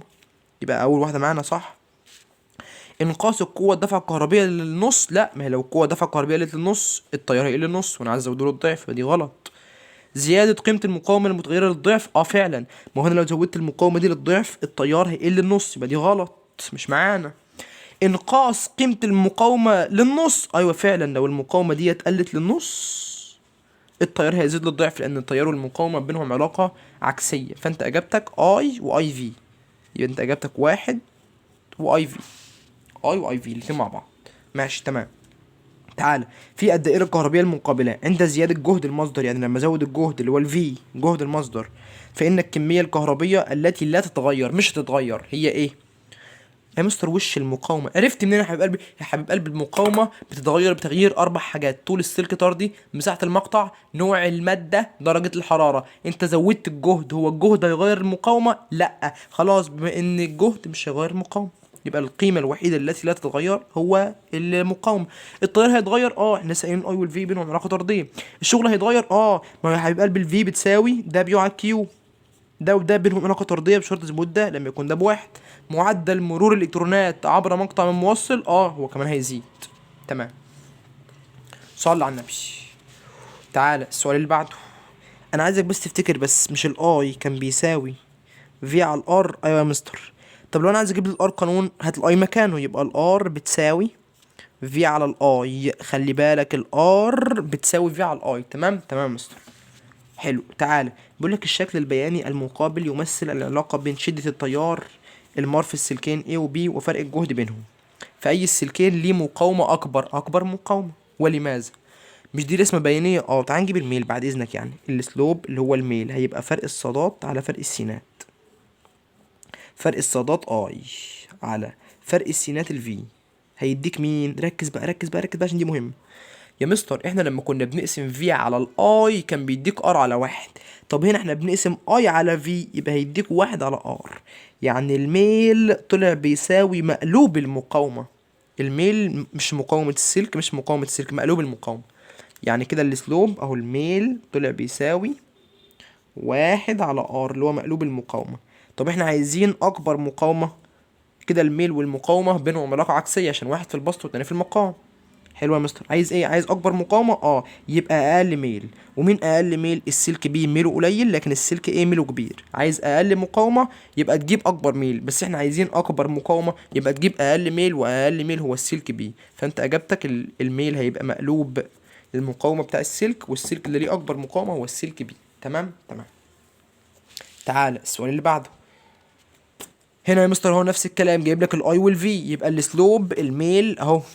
هنا جايب لك السلوب. تعال نجيب الاسلوب اهو. هنا جايب لك الاي، لما قسمنا الاي على الفي الميل طلع واحد على ار. حلو كده، واحد على ار. تعال يلا. بص هي دي مربعات مش باينه بس يعني انا هحاول ابينها. ادي ده كده اول مربع اهيت، ده كده تاني مربع اهيت، ده كده تالت مربع اهو. ده كده المربع الاولاني بتاع الزمن، المربع التاني بتاع الزمن، المربع التالت بتاع الزمن. تمام تمام. يعني المربعات هناخدها بوحايد. تمام. واحنا طبعا شرحت الكلام ده في ايه، في الفيديو بتاع الاساسيات. ودي اخر واحده اهي. تعالى يلا نجيب ار اكس. لا يا حبيبي احنا بنجيب مقلوب يعني عشان الميل بتساوي مقلوب المقاومه. حلو، فاحنا الميل اللي هنجيبه ده هيبقى هنساويه بمقلوب المقاومه. تعالى نجيب يلا الميل السلوب بتاع اكس، فرق الصادات. ولا بص عايز تجيب المقاومه على طول، المقاومه بتساوي في على الاش يبقى لو عايز تجيبها كده ماشي هاتها. خلاص يبقى المقاومه هتساوي في على الاي. ركز بقى، عايزين نجيب مقاومه اكس يبقى في اكس على اي اكس. ركز بص، فين في اكس اهو، فين اكس اهو اللي في النص اهو. الفي بتاع اكس بكام؟ باتنين اهي في النص اهي. يبقى الفي اكس باتنين على تيار اكس بكام؟ تيار اكس يا حبيب قلبي عند المربع التالت فوق اهوت، يبقى تيار اكس بتلاتة. يبقى الار اكس طلع بتساوي 2 على 3. تعالى نجيب الار واي، هتساوي في واي على نفس الكلام اي واي. يلا في واي بكام؟ والله واي اهي، شايف واي واقف عند الكام؟ واي واقف عند التلاتة، يبقى الفي واي بتلاتة على، بص بقى بص التيار بتاع واي، التيار بتاع واي واقف بين الواحد والاتنين. ده المربع الاولاني، ده التاني، ده التالت، ده واقف في النص بينهم بين الواحد والاتنين، يبقى دي واحد ونص. حلو يا مستر. انا عايز اقسم بقى ار اكس على ار واي، يبقى ار اكس على ار واي يا حبيب قلبي، ار اكس بكام؟ باتنين على التلاتة، يقسمها على ار واي على ار واي اللي هي بكام؟ اللي هي بتلاتة على واحد ونص. تعال نشوف هيديك كام بالراحة اهي. يا مستر انا بنقسم اتنين على تلاتة، هنقسمها على تلاتة على واحد ونص، هيديك تقريبا تلت. فانت اجابتك تلت، اجابتك يا حبيب قلبي تلت، واحد على تلاتة. بالراحة المسألة بتطلع، انا مش مستعجل على حاجة هنا. الارقام مبقتش باينة عندي عشان الورقة بيضة وزيادة عن اللازم جدا جدا جدا، فما بانتش عندي للأسف. تمام. فهي ممكن تكون باينة معاك جدا جدا ان شاء الله، يعني انا على حسب والله ما قدرتي والله، وان انا كنت شايف فيها قد ايه حاولت اوضح لك. مش فاهمها انت ممكن تبعت لي عادي وافهمها لك بدل مرة مليون عادي، انا ما عنديش اي مشكلة. ركز بقى ان السؤال ده اعلى سؤال على الدرس الاولاني، وخلي بالك اصلا السؤال ده اصلا يعني لا يمس الدرس الاولاني اصلا. المفروض السؤال ده اصلا يتاخد في الدرس الثالث في قانون الدوائر المغلقه، مش هنا. فلو ما فهمتوش هنا انا كده كده هشرحه لك هنا، وهشرحه لك في الدرس الثالث كمان، بس هو مش هنا. لو ما فهمتوش عادي ما تزعلناش في حاجه، لان انا كده كده هشرحه في الدرس الثالث في قانون الدوائر المغلقه. تعال بيقول لك اي من الاشكال البيانيه التاليه يمثل علاقه بين قراءه الاميتر وقيمه المقاومه الماخوذه من الار في اللي هي المقاومه المتغيره. بالراحه يا مستر، الاي بتساوي في على الار، وكده كده الفي ثابته اهي، البطاريه بتاعتك ثابته، والمقاومه الداخليه حتى بصفر. حلو، يبقى البطاريه بتاعتك ثابته، يبقى ان الفي ثابته، يبقى الاي والار بينهم علاقه عكسيه. يا مستر الحاجه اللي موجوده على محور السينات دايما بتزيد، ما انت معلمنا حاجه زي كده. يعني لو الار في زادت ايه اللي هيحصل للتيار؟ التيار بتاعك هيقل، واللي بيقرا التيار الاميتر، يبقى المفروض قراءة الاميتر هتقل لو الار في زادت. يبقى ندور على اختيار بيقول لما الار في تزيد التيار بيقل او قراءة الاميتر بتقل، اللي هو انهي اختيار؟ الاختيار رقم الف. ده غلط، ده غلط، ده غلط، لان عمر الار والتيار ما كان بينهم علاقة طردية في القانون ده، عمره. يبقى عند زيادة الار في قراءة الاميتر هتقل او التيار هيقل. تعال السؤال اللي بعده، ركز بالله عليك عشان السؤال ده مهم. بسم الله. بص يا حبيب قلبي، الاي اللي هو التيار بيساوي في على الار. حلو عند ثبوت التيار. جميل جدا يا مستر. يبقى الفي والار بينهم علاقه طرديه. ركز بقى بالله عليك، الاتنين يقلوا او الاتنين يزيدوا، ده لو الاي ثابته. لو الاي ثابته يبقى الفي والار بينهم علاقه طرديه. جميل جدا يا مستر، انا مقتنع بكلامك. حلو، يبقى المفروض بينهم علاقه طرديه. دي مش طرديه، دي مش طرديه. ماشي، هنختار يا مستر انهي واحده، دي ولا دي؟ بص يا حبيب قلبي، انا قلت لك انواع المقاومات اتنين، يا اما مقاومه ثابته يا اما مقاومه متغيره. لو ديت مقاومه ثابته يبقى الاختيار رقم جي صح، بس للاسف المقاومه اللي هو جايبها في القانون مقاومه متغيره عليها سهم اهوت اسمه ريوستات. فبان المقاومه دي مقاومه متغيره يعني قيمتها بتتغير بعدم انتظام، فانت اجابتك هتبقى العلاقه طرديه وغير منتظمه، اللي هي الاجابه رقم ب. تمام. دي بقى للاسف مش هعرف اشرحها لك هنا لانها اتاخد في قانون اوم، لان مهما اشرح مش تفهمها. تمام يا سيدي، صلي على النبي. تعال السؤال اللي بعده، اي من الوحدات، هنا نخش على القدره بقى، الباور. اي من الوحدات التاليه لا تكافئ وحده الوات؟ والله يا مستر الباور البي دبليو كان ليها 4 قوانين، تعال افكرك بيهم. دبليو على التي، تاني قانون اي تربيع في ار، تالت قانون في تربيع على ار، رابع قانون اي في في. دول الاربع وحدات بتاعتهم، والباور خلي بالك كانت بتقاس بوحده الوات. حلو. هو بيقول لك يا مستر ايه من دول مش هيكافئ الوات؟ تعال نجيب. والله يا مستر البي دبليو، الدبليو ده اللي هو الشغل بيتقاس بالجول، الزمن بيتقاس بالثانيه، فالوات بيكافئ جول على الثانيه. موجوده دي صح، مش هنختارها يعني. هو بيقول لك لا تكافئ، احنا عايزين نجيب الغلط. تعال نشوف. والله يا مستر اي تربيع في ار، التيار بيتقاس بالامبير، امبير تربيع، المقاومه بتتقاس بالاوم، يبقى ديت وحده من وحدات قياس القدره اللي بتكافئ الوات، فدي كمان صح. احنا عايزين الغلط. تعال نشوف. والله يا مستر التيار بيتقاس بالامبير، فرق الجهد بيتقاس بالفولت، يبقى امبير في فولت، دي كمان صح، يبقى دي كمان الغلط. لان هو بيقول لك عايزين التي لا تكافئ، يبقى دي الغلط، يبقى دي اللي هنختارها. بيقول لك عايزين القدره في الدايره دي. شوف هنستخدم انهي قانون من قوانين القدره. عندك 4 قوانين. ديت يا مستر الفي اللي هي 10 فولت، وديت الار، يبقى هنستخدم القانون في تربيع على ار. يبقى الباور اللي هي القدره المستهلكه هتساوي في تربيع على ار. الفي بكام؟ 10، ربعها يديك 100 على ار، المقاومه ب5، 100 على 5 هيديك 20 واط، 20 دبليو، اللي هي الاختيار رقم ب.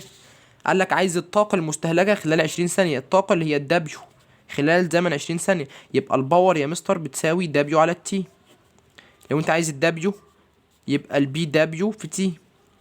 البي دبليو اللي هي الباور جايبينها ب20، الزمن قال لك عايزينها في 20 ثانيه، يطلع الجول او يطلع الدبليو ب 400 جول. اجابتك الاجابه رقم ج. تمام تمام. تعال نكمل حل اسئله القدره. صلى على النبي.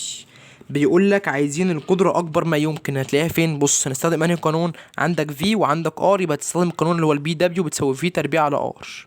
بص بالراحه بالراحه. انت عايز القدره اكبر ما يمكن، يبقى انت لازم تقسم كبير على صغير، يعني لازم فرق الجهد يكون كبير والمقاومه تكون صغيره. الكلام ده بيتحقق فين؟ فرق الجهد يكون كبير والمقاومه تكون صغيره. بالراحه. بص تعالى هنا، فرق الجهد كبير المقاومه صغيره، الكلام ده اتحقق هنا، يبقى دي الصح. اثبت لي يا مستر. عينيا يا حبيب قلبي نثبت لك بورقه وقلم. تعالى هنا القانون هيساوي في تربيع على ار، يبقى هنا بتساوي 1 في تربيع على ار، هنا في تربيع على 2 ار، يعني اللي هي نص. تعالى هنا في تربيع لما تربعها يديك 4 في تربيع على الار. هنا لما تيجي تربع في تربيع على ار، في تربيع اللي هي 2 في لما تيجي تربعها يديك 4 في تربيع على الار اللي هي ب 2 ار، يعني 4 على 2 هيديك 2 على 1. مين طلعت اكبر قدره يا حبيب قلبي؟ اللي هو الاختيار رقم ج، زي ما انا قلت لك. اكبر فرق جهد واقل مقاومه، اكبر فرق جهد 2 في، اقل مقاومه برضو اللي هي نفس الاختيار، فانت اجابتك هتبقى الاجابه رقم ج من غير ما نحسب اصلا. الله ينور عليك يا مستر، مش عارف اقول لك ايه والله، ولا تقول حاجه يا حبيب قلبي، انت تحت امرك. تعالى عايزين نقسم البي دبليو 2 على البي دبليو 1. البي دبليو 2 هنجيبها ازاي؟ فين الدايره 2؟ الدايره 2 اهي، عندك اي وعندك ار، يبقى هتجيبها من انهي قانون؟ البي دبليو 2 هتجيبها من القانون بتاعك اي تربيع في ار. جميل جدا. هو الاي بكام؟ الاي ب2 اي، لما تيجي تربعه هيبقى 4 اي تربيع، ده كده التيار. لما تضربه في المقاومه، المقاومه بكام؟ المقاومه ب2 ار، ده كده بي دبليو 2. طب بعد اذنك يا مستر عايزين نجيب البي دبليو 1، نفس الكلام اي تربيع في ار بس بتاع واحد. الاي بكام؟ باي واحده، يبقى اي تربيع. لما نضرب الار بكام؟ بقرايه واحده، يبقى في ار. يلا تعالى نقسم البي دبليو 1 على البي دبليو 2، او عفوا هو عايز البي دبليو 2 على البي دبليو 1. بي دبليو 2 بكام؟ 4 اي تربيع في 2 ار على البي دبليو 1 بكام؟ اي تربيع في قرايه واحده، فالاي تربيع تروح مع الاي تربيع، الار تروح مع الار، يبقى لك 4 في 2 ب8، فانت اجابتك هتبقى 8 على 1. تمام. انا ماشي معاك اهو بالراحه عشان تفهم كل حاجه جت ازاي. تمام يا مستر. تعال صلي على النبي. في الاشكال 3 دواير، بيقول لك رتبهم لي على حسب القدره. تعال نجيب قدره كل واحد ونشوف هنستخدم انهي قانون. هنا عندك في وار، يبقى هتستخدم قانون في تربيع على ار، يبقى الباور هتساوي في تربيع على ار. هنا الفي 20 تربيع هيديك 400 على الار اللي هي 5، هيديك تقريبا كام يا ربي؟ 40 واط. ثانية واحدة كده نتأكد برضو. الأربعة في لا ثانية واحدة، 5 في 8 هيديك 80، معلش عفوا 80. نزل الصفر 45 هيديك 80 فعلا، يديك 80 واط، يبقى البي دبليو بتاع اكس طلعت 80 واط. تعال نجيب هنا، لا ده انت هنا معاك التيار ومعاك المقاومه، فهتجيبها عن طريق القانون اي تربيع في ار، يبقى البي دبليو بتاع واي هتساوي اي تربيع 1 تربيع بواحد في ار اللي هي ب15، هيديك ان البي دبليو بتاع واي تطلع ب15 واط. تعال هنا عندك اي وعندك في، يبقى هتجيب البي دبليو اهوت عن طريق القانون اي في في. الاي بكام؟ الاي ب3، الفي بكام؟ الفي ب10، هيطلع لك ان البي دبليو بتاع زد تطلع ب30 واط. بالراحه. يبقى مين اكبر؟ الحقيقه مستر اكس اكبرهم بي دبليو، وبعدين زد، وبعدين واي، اللي هو الاختيار رقم د. اكس اكبرهم، بعدين زد، بعدين واي، الاختيار رقم د. تمام. مروحه كهربيه مدون عليها 100 واط، يبقى دي الباور اللي هي القدره، و220 فولت يعني اللي هي الفي، فرق الجهد الاولاني. وسخان كهربي مدون عليه 1000 واط، يبقى دي البي دبليو 2، و220 فولت. فإن مقاومة السخان مقارنة بمقاومة المروحة، يعني عايز يشوف مقاومة السخان أقل ولا أكبر من مقاومة المروحة. يا عم صل على النبي، هجيبها لك بطريقة جميلة جدا من غير ما أمسك أرقام وأقعد أحسب. مش ده بي دبليو وده في وبيسأل عن مقاومات؟ هات القانون اللي فيه الكلام ده كله. البي دبليو يا حبيب قلبي بتساوي في تربيع على ار. مستر الكلام ده صح، جدع جدا، كويس. مين اللي ثابت؟ فرق الجهد ثابت. عرفت منين؟ الجهاز الاولاني بيشتغل ب 220 فولت، والجهاز التاني بيشتغل ب 220 فولت، يعني فرق الجهد ثابت. واصلا كل اجهزه البيت اصلا بتشتغل ب 220 فولت. حلو حلو، لان ده فرق الجهد اللي داخل البيوت من عند المحولات او من عند المحطات. جميل يا مستر. بما ان يا مستر الفرق الجهد ثابت، يبقى البي دبليو والمقاومه بينهم علاقه عكسيه. يعني يا مستر الاكبر بي دبليو اقل مقاومه. مين الاكبر، ال100 واط ولا ال1000 واط؟ لا الحق، ده ال1000 واط يا مستر اكبر بي دبليو، يبقى ديت اقل مقاومه. وهنا المي دي 1000 واط، عفوا دي كانت 100 واط. الحق يا مستر، ده هنا ال100 واط البي دبليو بتاع المروحه اقل، يبقى المقاومه بتاع المروحه اكبر. هو بيسأل عن مقاومة السخان مقارنة بمقاومة المروحة. لا يا مستر، ده مقاومة السخان قليلة، اهي السخان اهوت مقاومته قليلة، مقاومة المروحة كبيرة، فمقاومة السخان أقل من مقاومة المروحة، فأنت إجابتك هتبقى أقل منها. تمام تمام. عايز تحسب يا مستر وتجيبها عادي احسبها، بس أنا حسبتها لك اهوت بالعين اهوت والنظر. الاكبر بي دبليو اقل مقاومه، بما ان السخان كان اكبر بي دبليو يبقى اقل مقاومه. فلو بيسأل عن مقاومه السخان مقارنه بمقاومه المروحه، فهو هيبقى اقل منها مقاومه. انا حبيت احسبها لك اهيت من غير اي حاجه عشان ما تحسش ان الدنيا صعبه عليك. تمام يا سيدي. عايز تحسب بالورقه وقلم واحسب، يعني هات الار فوق ونزلها تحت واحسب الار لكل واحده فيهم وقارنها عادي، مفيش مشكله. تعالى يلا، دي رسمه بيانيه. تعال نجيب الميل السلوب، نجيب الميل الفيزيائي. هو مثلا لما اقسم البي دبليو، لما اقسمها على اي تربيع هيديني مين؟ تعال نشوف. مش البي دبليو كانت بتساوي اي تربيع في ار؟ طب اقسم على الاي تربيع يمين واقسم على الاي تربيع شمال، دول طلعوا مع بعض، يبقى البي دبليو على الاي تربيع هيديك ار، يعني الميل بيساوي ار اللي هو الريزيستنس المقاومه. تعال يلا السلوب، تعال نجيب الميل الرياضي. فرق الصادات على فرق السينات. فرق الصادات اخر رقم 30 على فرق السينات اللي هي 6، هيديك ان الميل اللي هي المقاومه طلعت بتساوي 5 اوم. فانت اجابتك ان المقاومه 5 اوم، اللي هي الاجابه رقم ب. تمام يا سيدي، تمام يا مستر عينيا. تعالى السؤال اللي بعده. اي من الاشكال البيانيه التاليه يعبر عن العلاقه بين الباور القدره المستهلكه في موصل يسري به تيار مستمر والزمن؟ والله يا مستر الباور اللي هي البي دبليو القانون بتاعها بيساوي دبليو على تي. البي دبليو والتي الاتنين دول مضروبين، هيكون بينهم علاقه عكسيه بشرط ثبوت الشغل او ثبوت الطاقه. هل انا قلت لك ان الطاقه ثابته؟ لا، يبقى ما فيش بينهم علاقه، يبقى العلاقه بينهم ثابته. ما فيش علاقه بين اي متغيرين في الدنيا ده لما التالت يكون ثابت. بما انك هنا مش مثبت التالت، يبقى اذا ما فيش علاقه بينهم. لو الدبليو كان ثابت يبقى بينهم علاقه طرديه، بما انه مش ثابت يبقى ما فيش بينهم علاقه. تمام. تعال يا مستر السؤال اللي بعده.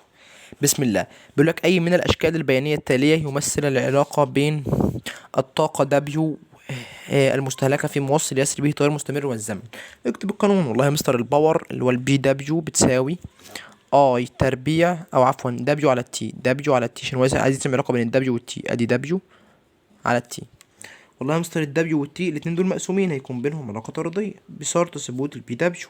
فهم مقسومين يبقى بينهم علاقه طرديه بشرط ثبوت البي دبليو. هيطلع واحد محترم يقول لي هو ما قالش ان البي دبليو ثابته، بس قال لك يا حبيب قلبي ان التيار اللي بيمشي فيه تيار مستمر، والتيار المستمر تيار ثابت الشده وموحد الاتجاه، والبي دبليو تتناسب مع مربع التيار. بما ان التيار ثابت يبقى البي دبليو ثابته عشان بينهم علاقه طرديه. تمام. بيقول لك الشكل المقابل يمثل دائرة كهربية. أي من الأشكال البيانية التالية يمثل العلاقة بين القدرة المستهلكة في المقاومة ار في وقيمة المقاومة المأخوذة؟ أول حاجة والله يا مستر البي دبليو بتساوي، البي دبليو ليها قانونين اتنين فيهم مقاومة، يا إما اي تربيع في ار يا إما في تربيع على ار. احنا هنستخدم ده. حلو. مين هنا اللي ثابت؟ الفي تربيع ثابتة.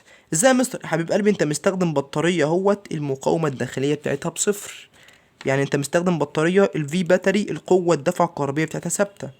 يعني الفي دي ثابتة، الفي ثابتة. يبقى البي دبليو والار في، يبقى البي دبليو اللي هي القدرة والمقاومة المتغيرة بينهم علاقة عكسية. عند زيادة المقاومة البي دبليو القدرة الكهربية هتقل. فانت اجابتك ان لما المقاومة تزيد القدرة الكهربية هتقل، يعني بينهم علاقة عكسية. والعلاقة الوحيدة العكسية اللي عندك في ده كله اللي هي العلاقة رقم ألف. احنا كده خلصنا 43 سؤال. 10 دقايق كده على ما نظبط كوباية شاي كده او قهوة كده، وبعد نظبط الدنيا ونبدأ ان شاء الله في المقاومة، عشان انا مش هباتلك على الكتاب، فاهمني؟ عشان دماغي تفصل شويتين. ماشي. بسم الله صديقي وحبيبي، تعالى يلا ان شاء الله نكمل على المقاومة الكهربية عشان نخلص الدرس ده بالكامل كده. بسم الله، صلى على النبي. بيقول لك اذا زاد طول سلك للضعف ونقصت مساحته للنص فان المقاومه، اوعى تقول لي تظل ثابته حتى عشان لو انت عبيط وهتقول تظل ثابته مش موجود في الاختيارات. تعال نكتب القانون. والله الار اللي هي المقاومه ريزيستنس، القانون بتاعها بتساوي رو اي في ال على الاي. هو عمل ايه؟ بيقول لك هو زود الطول للضعف، خلاص تعالى عند الطول حط عنده 2. وبيقول لك ونقصت المساحه للنص، تعالى عند المساحه حط عندها نص. 2 على النص لو جيت تعملها على الآلة هتديك 4. يبقى المقاومة الكهربية هتزيد 4 أمثال، اللي هو الإجابة رقم ج. تمام تمام، بالراحة اهي. تعال بالراحة، السؤال اللي بعدها نفس الكلام. عند زيادة طول موصل للضعف ونقص مساحته للنص فإن المقاومة النوعية، لا يا حبيب قلبي هو هنا عايز يغفلك. المقاومة النوعية اللي هي الرؤي لا تتغير إلا بتغيير حاجتين اتنين بس: نوع المادة ودرجة الحرارة طردي.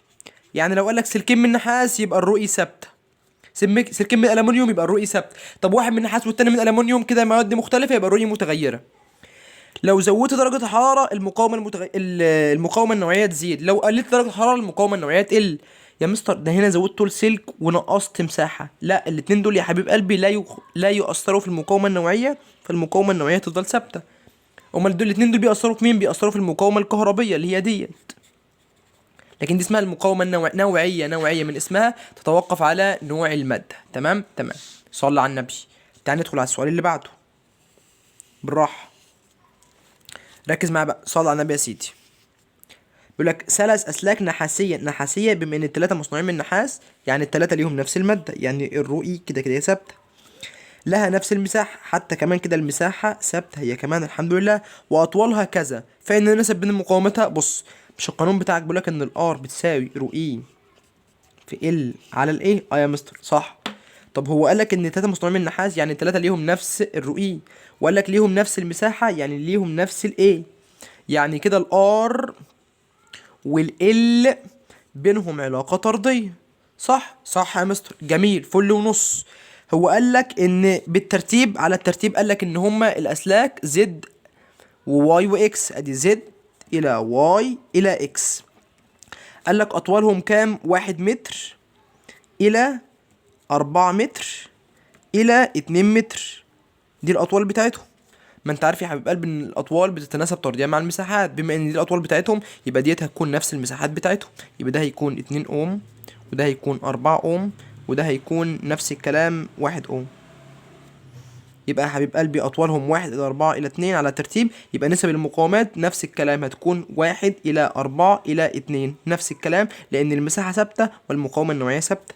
يبقى هتبقى كام؟ 1 الى 4 الى 2 زي الاطوال بالظبط عشان بينهم علاقة طردية. تمام، ركز معايا بالله عشان السؤال ده مهم جدا جدا جدا وفكرته جديدة ما جاش السنة اللي فاتت ولا قبلها. بالراحة.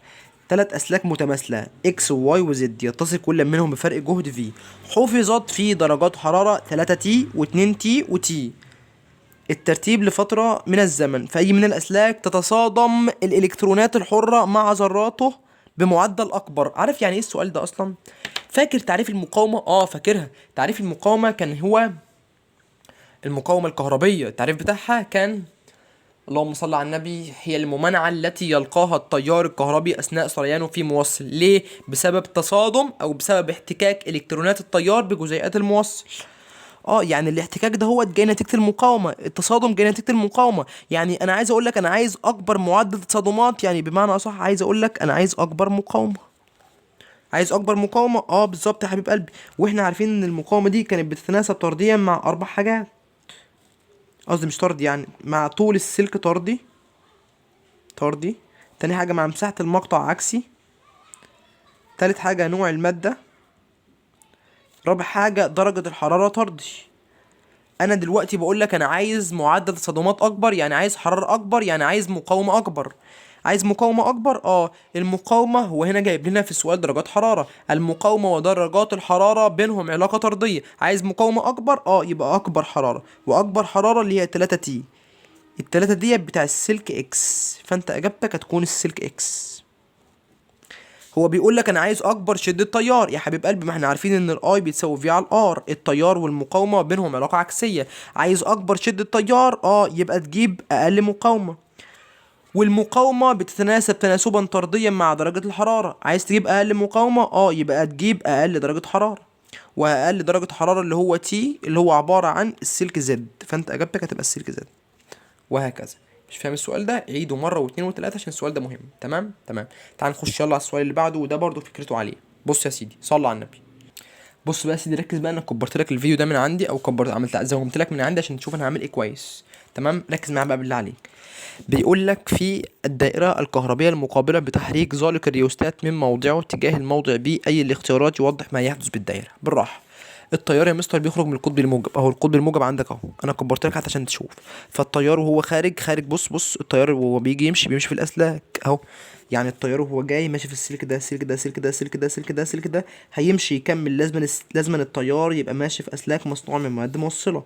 فالتيار جاي قابل حاجه اسمها زالق. يا مستر هو الزالق ده بيعمل ايه؟ الزالق ده يقوم بتوجيه التيار، بيقول له امشي من هنا. هو هنا الزالق واقف هنا اهو، هيقول للتيار انزل كمل مشيان من هنا، فالتيار يسمع كلامه. التيار يجي يمشي هنا في الزالق، يرجع تاني في السلك، يرجع تاني لحد ما راح للقطب السالب. حلو.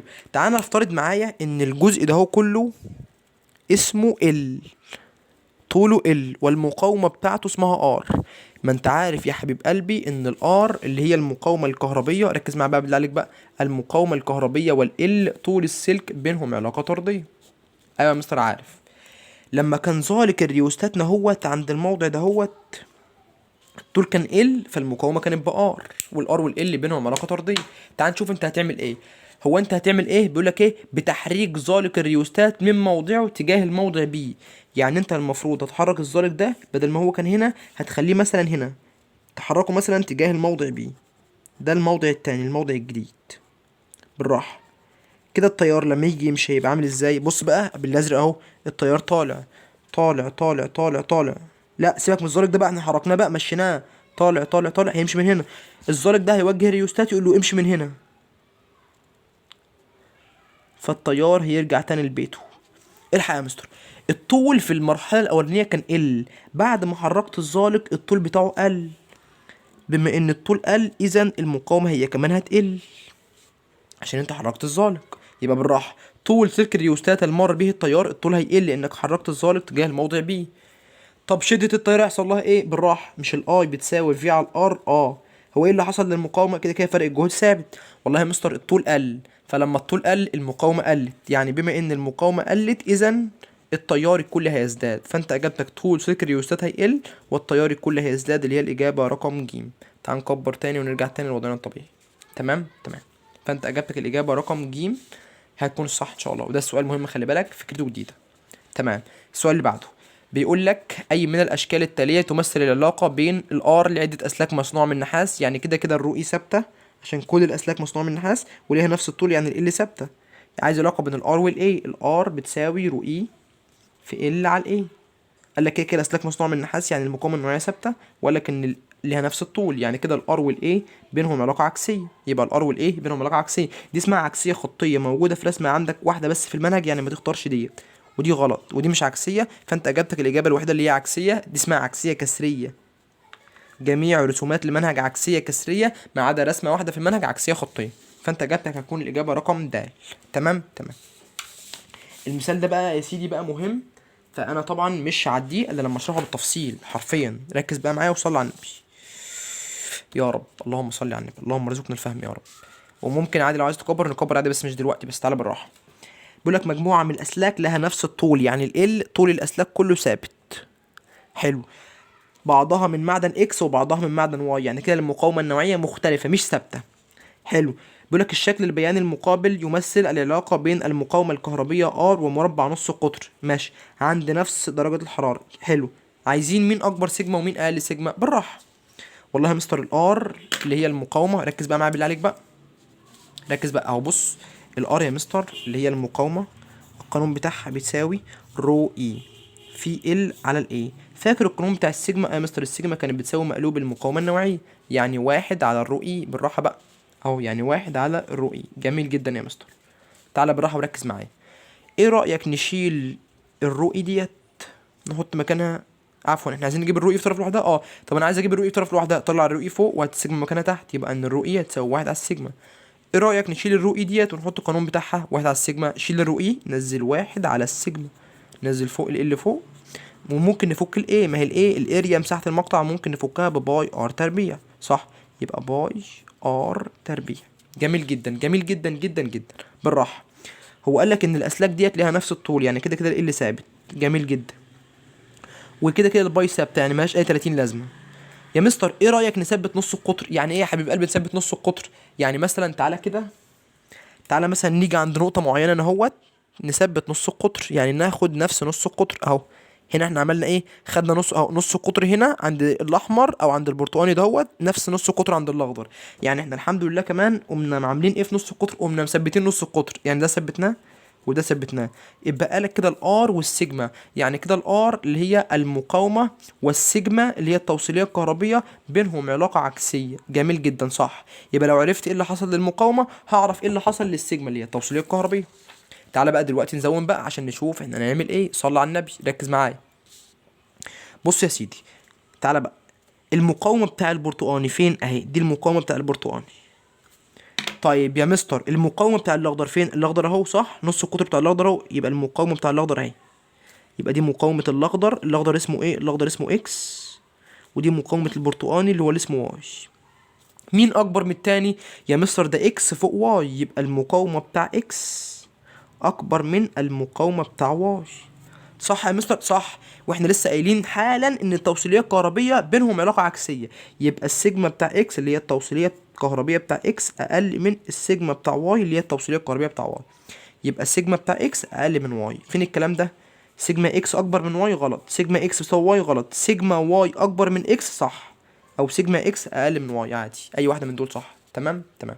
لو ما فهمتش السؤال ده عادي كرره مره واتنين، اديني شرحته لك بالتفصيل يا سيدي، عشان ده برضو سؤال جديد الحمد لله، وجاي في كتاب جديد برضو. بيقول لك الشكل المقابل يوضح موصل المقاومات، المقاومة النوعية له رو اي وكانت مساحة مقطعيه اي و2 اي، فإن قيمة المقاومة بالراحة. مدخل التيار فين؟ هو مدخل التيار من هنا. يبقى تعالى نحسب المقاومة اهو.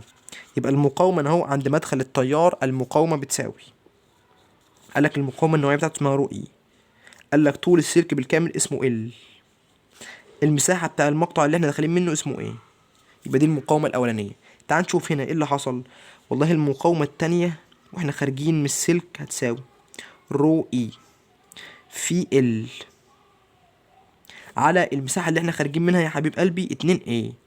الحق ده وانت خارج المساحة زادت، وانت عارف يا حبيب قلبي الار كانت بتساوي رو اي في ال على الاي.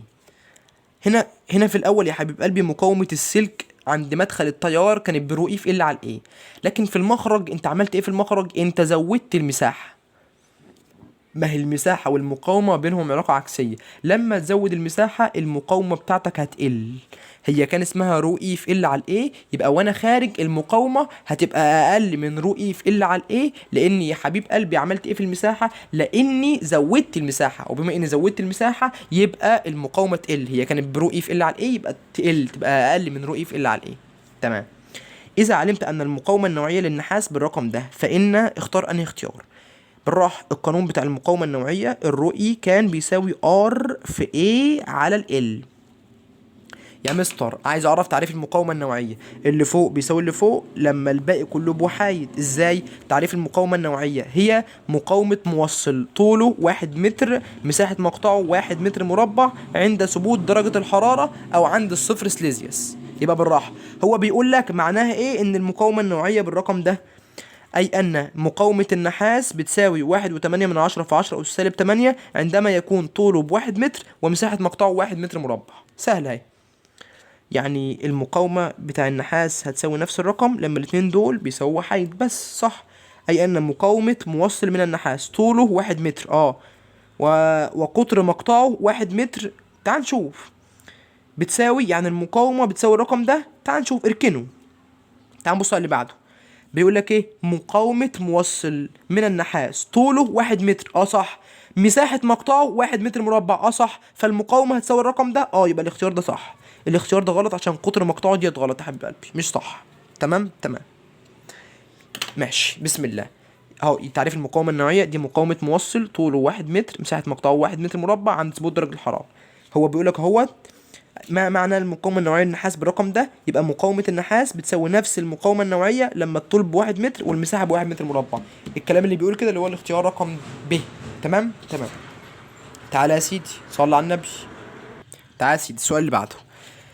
بيقول لك المقاومة النوعية للنحاس يبقى دي الرو. بيقول لك في أي من الأسلاك يمثل سلك من النحاس مساحة مقطعه، يبقى دي الإيه.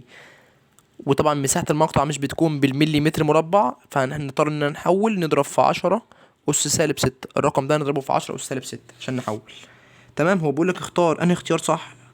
خلاص يا حبيب قلبي، تعال نعوض بكل الاختيارات والاختيار اللي يطلع صح يبقى ده هو الصح. بص، مش احنا بنقول ان الار المقاومة بتساوي، ركز بقى معايا بقى، بتساوي رو اي في ال على الايه. هو مديك المقاومات كلها اهي، ومعاك الرو اي ومعاك الايه ومعاك ال. تعال نعوض نشوف انهي مقاومة تطلع صح بالراحة. تعال نعوض بالاختيار رقم ألف. الرو اي فوق ب1.8 في 10 أس -8. ال بتاع الاختيار رقم ألف ب10 على الايه مساحة المقطع ب10 واضرب في 10 أس -6. لو طلعت المقاومة الرقم ده يبقى الاختيار ألف صح، لو طلعته غلط يبقى هنعدي نشوف واحد غيره.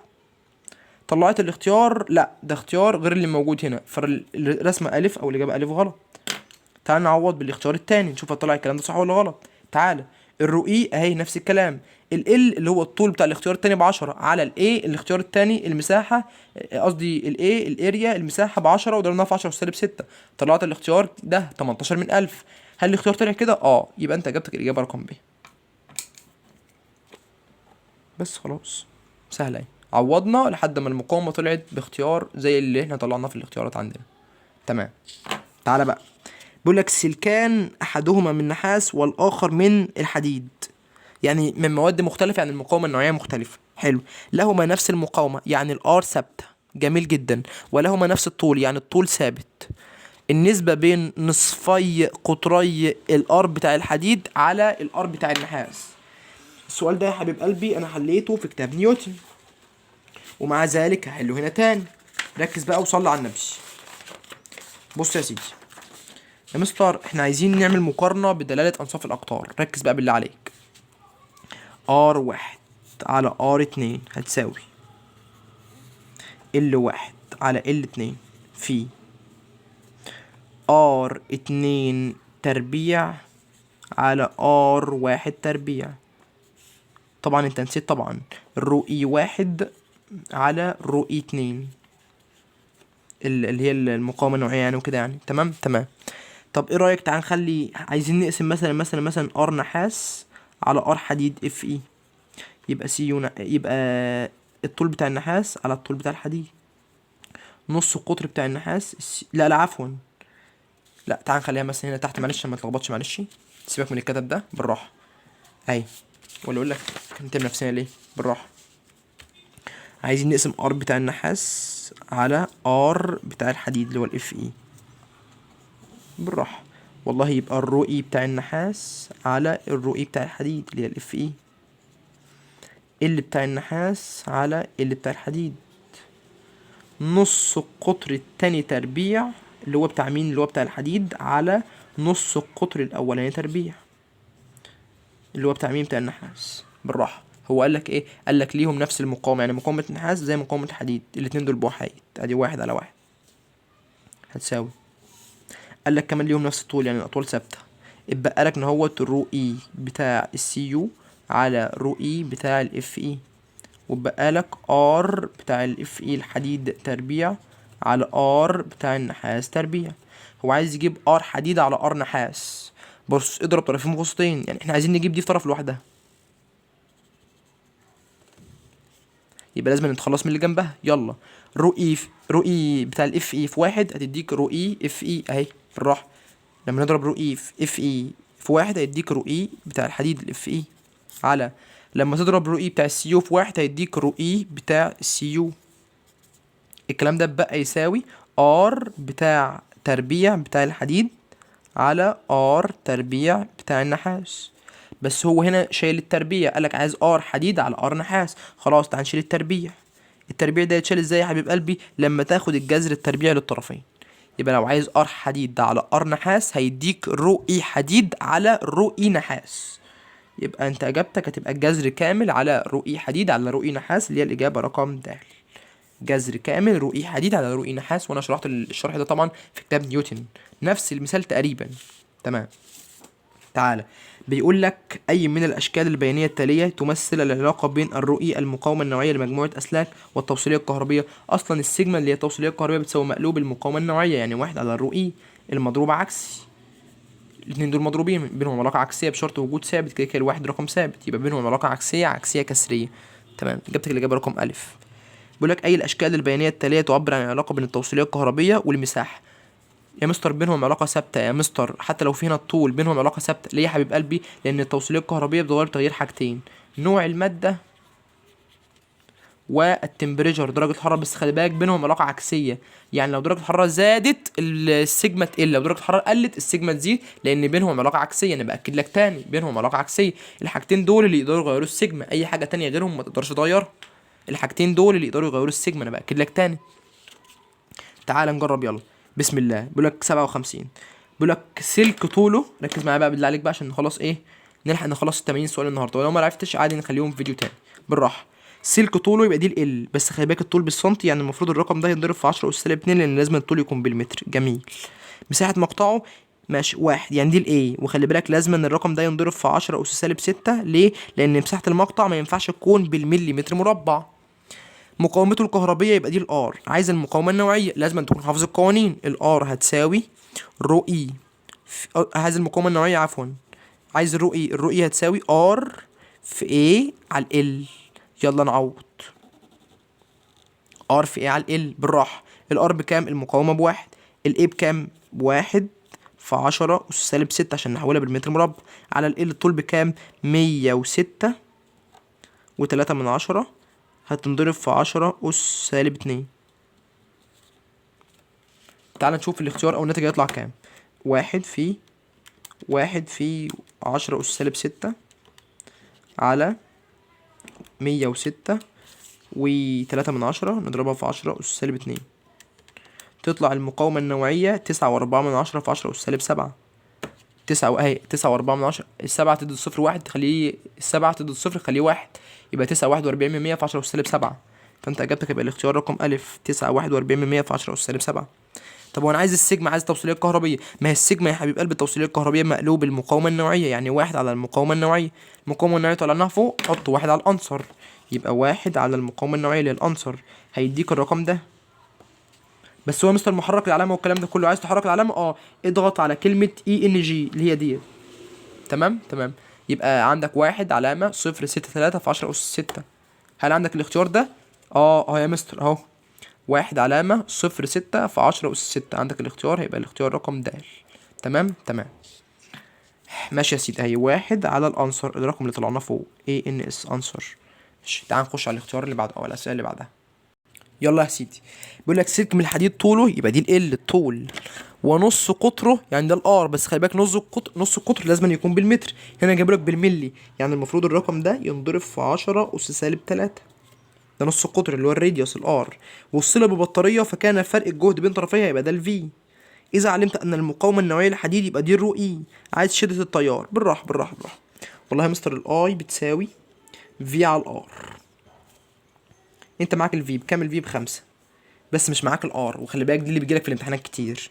لا لازم نروح نجيب الار القانون بتاعها كان بيساوي، الار كان القانون بتاعها كان بيساوي رو اي في ال على الاي، والاي ممكن افكها بباي ار تربيع. صح يا مستر؟ يلا نعوض.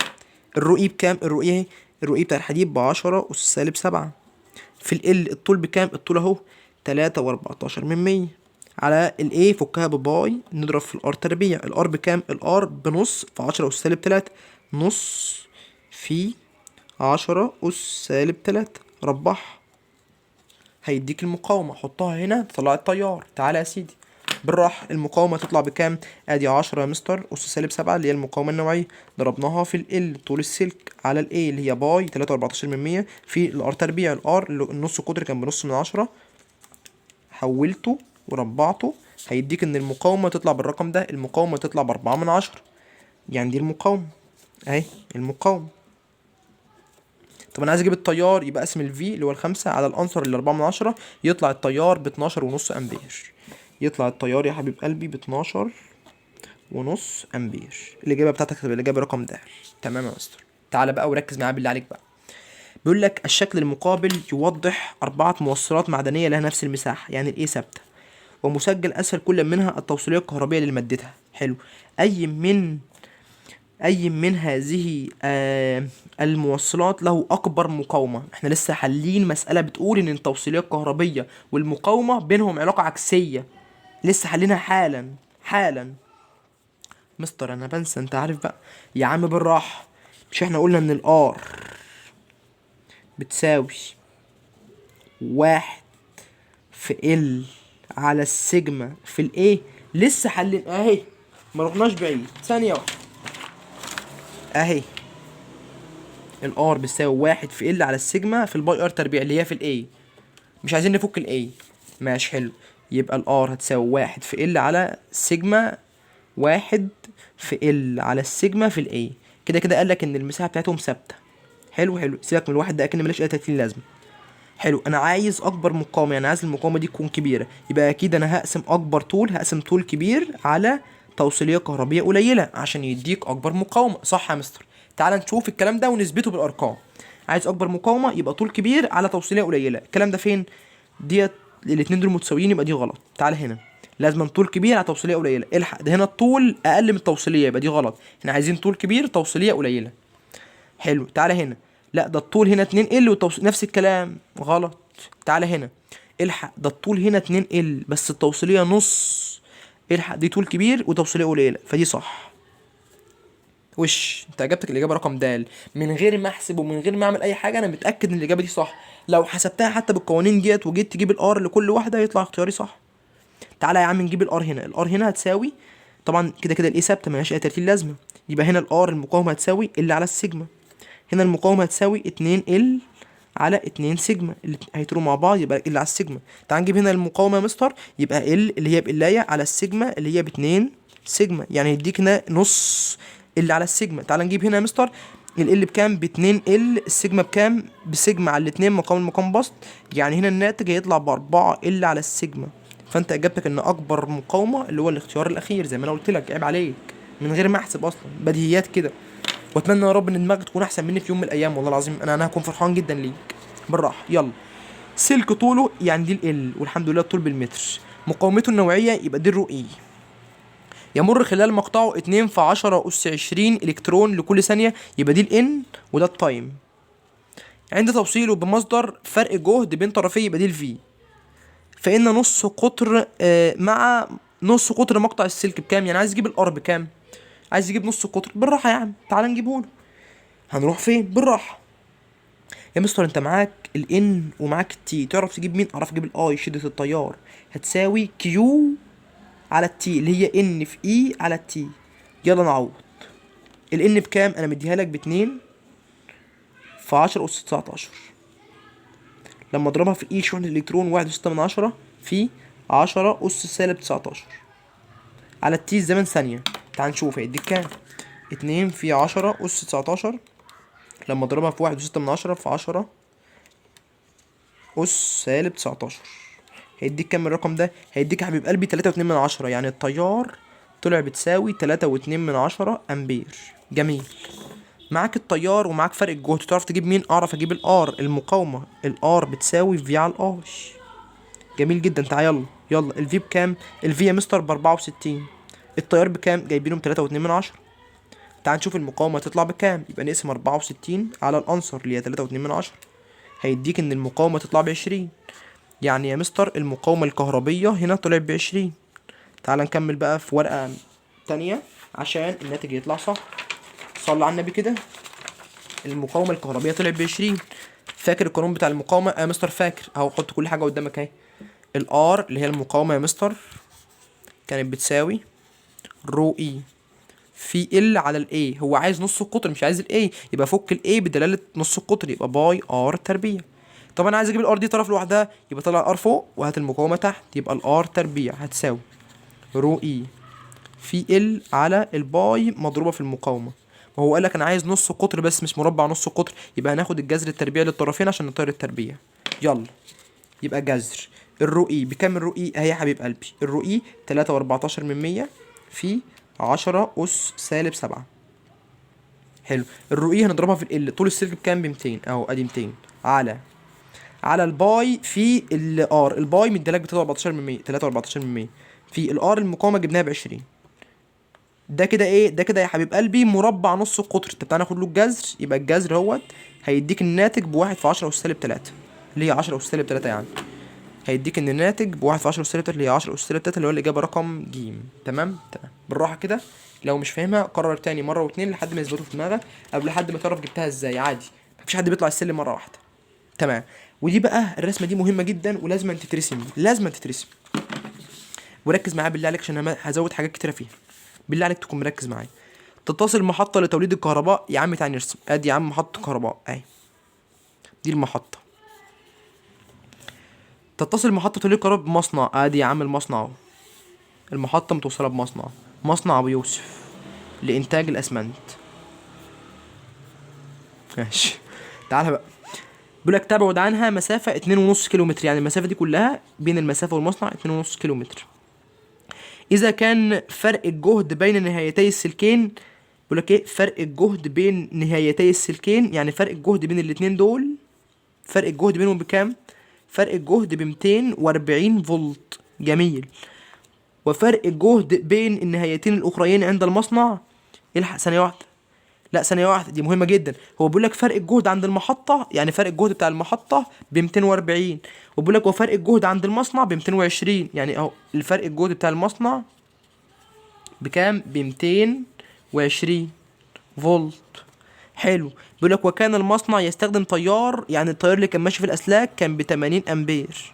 عايزين مقاومة المتر الواحد وعايزين الكلام ده كله. بص في قانون بيقول لك وركز فيه عشان هنحتاجه لحد الباب الرابع حتى والباب الثالث هحتاجه في المحولات. ركز بالله عليك. في قانون بيقول لك لو انت عايز تجيب مقاومة المتر او مقاومة الكيلومتر، القانون ده بيساوي ار توتال بتاع الاسلاك، المقاومة الكلية للاسلاك على طول السلك، ولازم يكون بالمتر. سجل القانون ده لو ما مش عارفه او مش حافظه. تمام. يعني اول حاجه احنا لازم نجيب المقاومه الكليه للاسلاك. بالراحه يا مستر، مش انت عارف يا حبيب قلبي ان الفي بتساوي، احنا مش عايزين الفي يا مستر، الفي بتساوي اي في ار. خدني بس على قد عقلي، عايز اجيب الار، اقسم على الاي يمين واقسم على الاي شمال. يعني لو عايز تجيب الار توتال المقاومه الكليه، هات فرق الجهد واقسمه على الاي. فرق الجهد بين مين ومين؟ بين المصنع والمحطه. جهد المصنع 240، جهد المحطة 240، جهد المصنع 220. عايزين نجيب فرق الجهد، يبقى نطرح 240 ناقص 220. كده جبنا فرق الجهد. التيار بكام؟ التيار اللي ماشي في الأسلاك 80. بالراحة، 240 ناقص 220 هيديك 20 على 80. الصفر يطير مع الصفر. 2 على 4 بنسبة 2 على 8 كنسبة 1 على 4 اللي هي ربع. يعني كده يا مستر المقاومة الكلية طلعت بربع. حلو. يبقى المقاومة الكلية طلعت بربع اللي هي 25%. دي المقاومة الكلية على طول السلك بكام؟ قالك إن المسافة تبعد عن المصنع ب2.5. ادي 2.5، بس خلي بالك يا مستر دي 2.5 كيلو كيلو كيلو كيلو. هو ماشي بالراحة، بس بالراحة. 2.5 كيلو، يعني المفروض الرقم ده ينضرب في 10 أس موجب 3 عشان نحول للمتر. مش انت لسه بتقول الطول بالمتر؟ اه حلو. مستر هو انت عندك سلك واحد ولا عندك سلكين؟ لا يا حبيب قلبي، ده انت عندك سلك بيودي التيار وسلك بيرجع التيار. يعني المفروض الطول ده هو كله ينضرب في 2 عشان انت عندك سلكين مش سلك واحد. تعالى بقى شوف مقاومة المتر الواحد طلعت بكام. يبقى هنقسم الرقم ده اللي هو ربع اللي هو 25% على المسافة بين السلكين اللي هي 2.5 مضروب في 10 أس موجب 3. وطبعا الكلام ده كله ينضرب في 2 لأن أنت عندك مش سلك واحد، عندك سلكين. طلعت يا حبيب قلبي إن مقاومة المتر الواحد تطلع ب5 في 10 أس سالب 5، اللي هو الاختيار رقم ألف. دي مقاومة المتر الواحد. تمام تمام. بيقول لك طب أنا عايز نص القطر علما بأن المقاومة النوعية كده. الله أكبر، عزت الله، الله أكبر، عزت الله، الله أكبر، عزت الله. بالراحة. الار توتال المقاومة الكلية بتساوي رو اي في ال على الاي. فك الاي فكها بباي ار تربيع. عايزين نجيب نص قطر طلعه فوق، يبقى نص قطر تربيع هتساوي رو اي في ال على باي اضربه في المقاومة. طب انا مش عايز نص قطر تربيع، انا عايز نص قطر بس، يبقى خد الجذر التربيع للطرفين. يبقى بالراحة تعالى يلا نجرب ونشوف. بسم الله. عندك يا عم البتاع اهوت، عندك القانون اهوت، وعندك المثال اهوت، والنواتج اهي. تعال نشوف ونجرب. بسم الله. جذر المقاومة النوعية بكام؟ المقاومة النوعية، المقاومة النوعية مديها لك اهي 1.57 نضرب في 10 أس سالب 8. دي المقاومة النوعية. هنضربها في ال طول السلك. بكام طول السلك؟ قالك اهو 2.5 كيلومتر، يعني 2.5 ونضرب في 10 أس موجب 3. وانت مش عندك سلك واحد، انت عندك سلكين، يعني تضرب في 2 على الباي. بكام الباي؟ ثانية واحدة. بكام الباي؟ 3.14%. بكام المقاومة الكلية؟ المقاومة الكلية احنا جبناها يا حبيب قلبي بكام؟ اهي جبنا المقاومة الكلية بربع اهي. الار توتال جبناها بربع، يبقى في ربع اللي هي 25%. تطلع يا حبيب قلبي ب1/100، يعني نص القطر يطلع ب1/100 متر، اللي هي الإجابة رقم ج. تمام. مش فاهم المسألة ديت؟ معلش كررها مرة واتنين عشان المسألة دي مهمة ومستويات عليا في اي بي. أنا كنت هجيبها أصلا في الامتحان. أتمنى يا رب إنك تكون جمعتها وتكتب القانون بتاع مقاومة المتر أو مقاومة الكيلومتر. وتخلي بالك إن لما بربط محطة بمصنع أو محطة ببيت أو أي حاجة، لازم يا حبيب قلبي تربطها بسلكين، سلك يودي التيار وسلك يرجع التيار. تمام. تعال السؤال اللي بعده. لديك 4 أسلاك من نفس المادة، يعني كده الرؤية ثابتة. حلو. مختلفة في الطول والسمك. تم توصيل كل منها على حدة مع نفس البطارية وأميتر. نفس البطارية يعني الجهد ثابت، يعني فرق الجهد ثابت. بيقولك فإن الأميتر تكون له أكبر قراءة. بص الآي بتساوي في على الآر. كده كده الفي ثابت لأن نفس البطارية مع الأربع أسلاك. أنا عايز أكبر قراءة للأميتر، يعني التيار هيكون أكبر ما يمكن. التيار أكبر ما يمكن لما المقاومة تكون أقل ما يمكن. ما هي المقاومة اللي هي الار بتساوي رو اي في ال على الاي. كده كده رو اي ثابتة. عايز المقاومة تكون أقل ما يمكن، يبقى تعمل حاجتين: تجيب طول أقل ما يمكن وتجيب مساحة أكبر ما يمكن. يبقى المفروض نجيب سلك، السلك ده قصير والسمك بتاعه أو المساحة بتاعته كبيرة. يبقى مش هنجيب سلك طويل، مش هنجيب سلك طويل، هنجيب سلك قصير. قصير ورفيع؟ لا، ما ينفعش حاجه اسمها قصير ورفيع. قصير يا حبيب قلبي وسميك، قصير وتخين، مساحه مقطعه كبيره. فانت اجابتك هتبقى الاجابه رقم ج، قصير وسميك مساحه مقطعه كبيره. تمام تمام. صلى على النبي. وتاني احسبها تاني بالراحه. ركز. هو بيقول لك عايزين فإن الأميتر تكون له أكبر قراءة، يعني الأميتر هيقرأ أكبر قراية إمتى؟ يعني التيار أكبر ما يمكن لما المقاومة تكون أقل ما يمكن. المقاومة هتكون أقل ما يمكن لما الطول هيبقى أقل ما يمكن والمساحة أكبر ما يمكن. يبقى الطول بتاعه قصير والسلك بتاعك سميك، يعني السمك بتاعه كبير، عرضه كبير، المساحة المقطع كبيرة. تمام. السؤال اللي بعده بيقول لك الشكل المقابل يمثل أطوال ومساحات 4 أسلاك مصنوعة من نفس المادة، يعني الرؤية ثابتة. إذا وصل كل منها بنفس جهد يعني الفي ثابت عند نفس درجة الحرارة، فإن الترتيب الصحيح للأسلاك من حيث شدة التيار. ركز بقى بالله عليك، صلى على النبي. الآي بتساوي في على الآر. كده كده الفي ثابتة، فالآي والآر بينهم علاقة عكسية، فلو جبت من حيث المقاومات تعرف تعكسها من حيث التيار. حلو. تعال نجيب يلا المقاومات. تعال نجيب مقاومة الشكل A.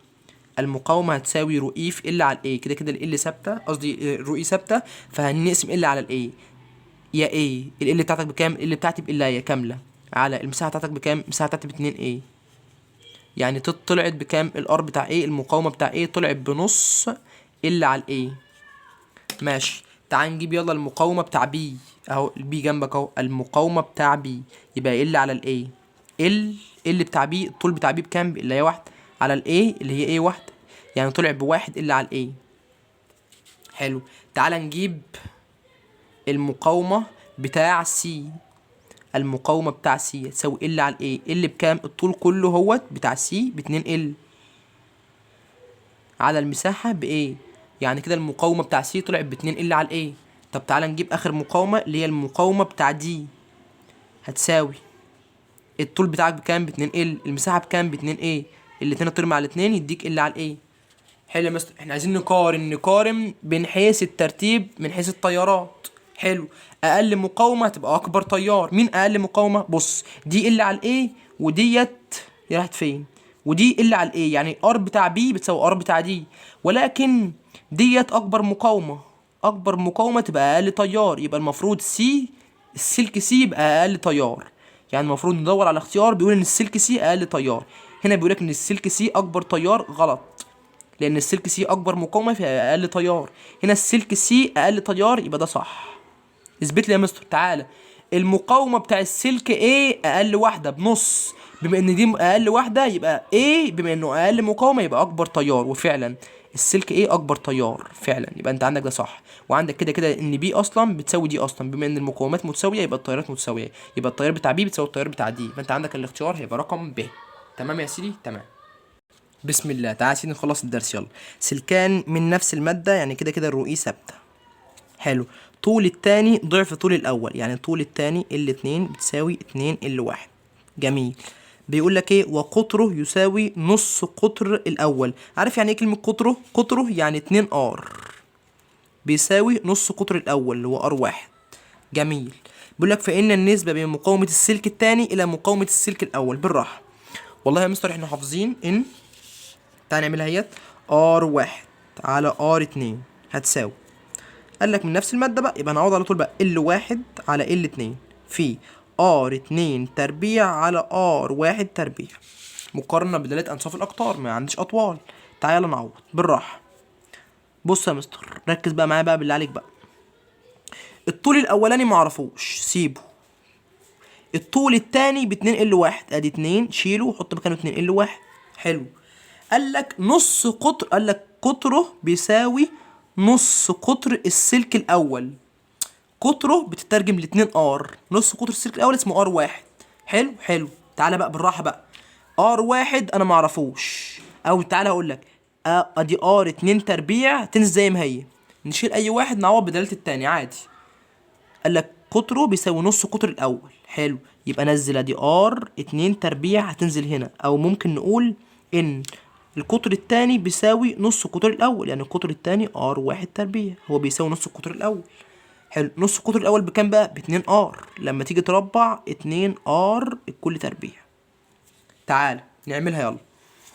يعني ار1 على ار2 هتساوي ال1، طبعا انت عندك هنا ال2 كان ب2 ال1، ادي 2 ال1، ال1 طول مع ال1 يبقى لك 1 على 2. ركز بقى، اللهم صل على النبي.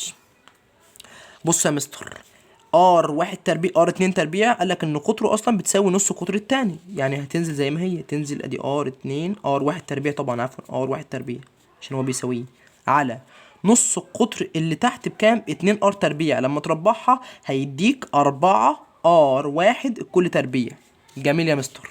يبقى يا حبيب قلبي ار1 تربيع هتروح مع ار1 تربيع، اتبقى لك ان ار1 على ار2 2 في 4 تحت ال8، يعني ار1 على ار2 بتساوي 8. هو قال لك انا عايز نسبة السلك التاني الى السلك الاول، يبقى السلك التاني للسلك الاول بتساوي 8 على 1 او 8 الى 1، فانت اجابتك هتكون الاجابة رقم ب.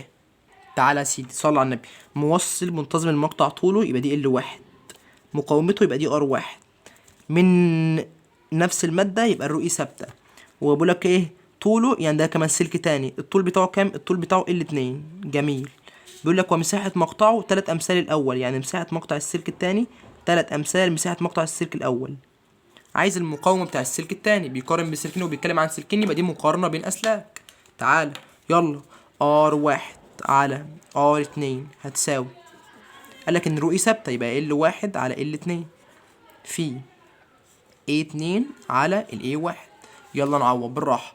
R1 بكام؟ مقاومة السلك الأول طلع ب108، وعايز مقاومة السلك التاني عايز R2. حلو، هتساوي ال2 بكام؟ ال2 الطول التاني يا مستر ب5، ادي الطول، لا ال1 الأول، ال1 بكام؟ ال1 ب ال1 ب20،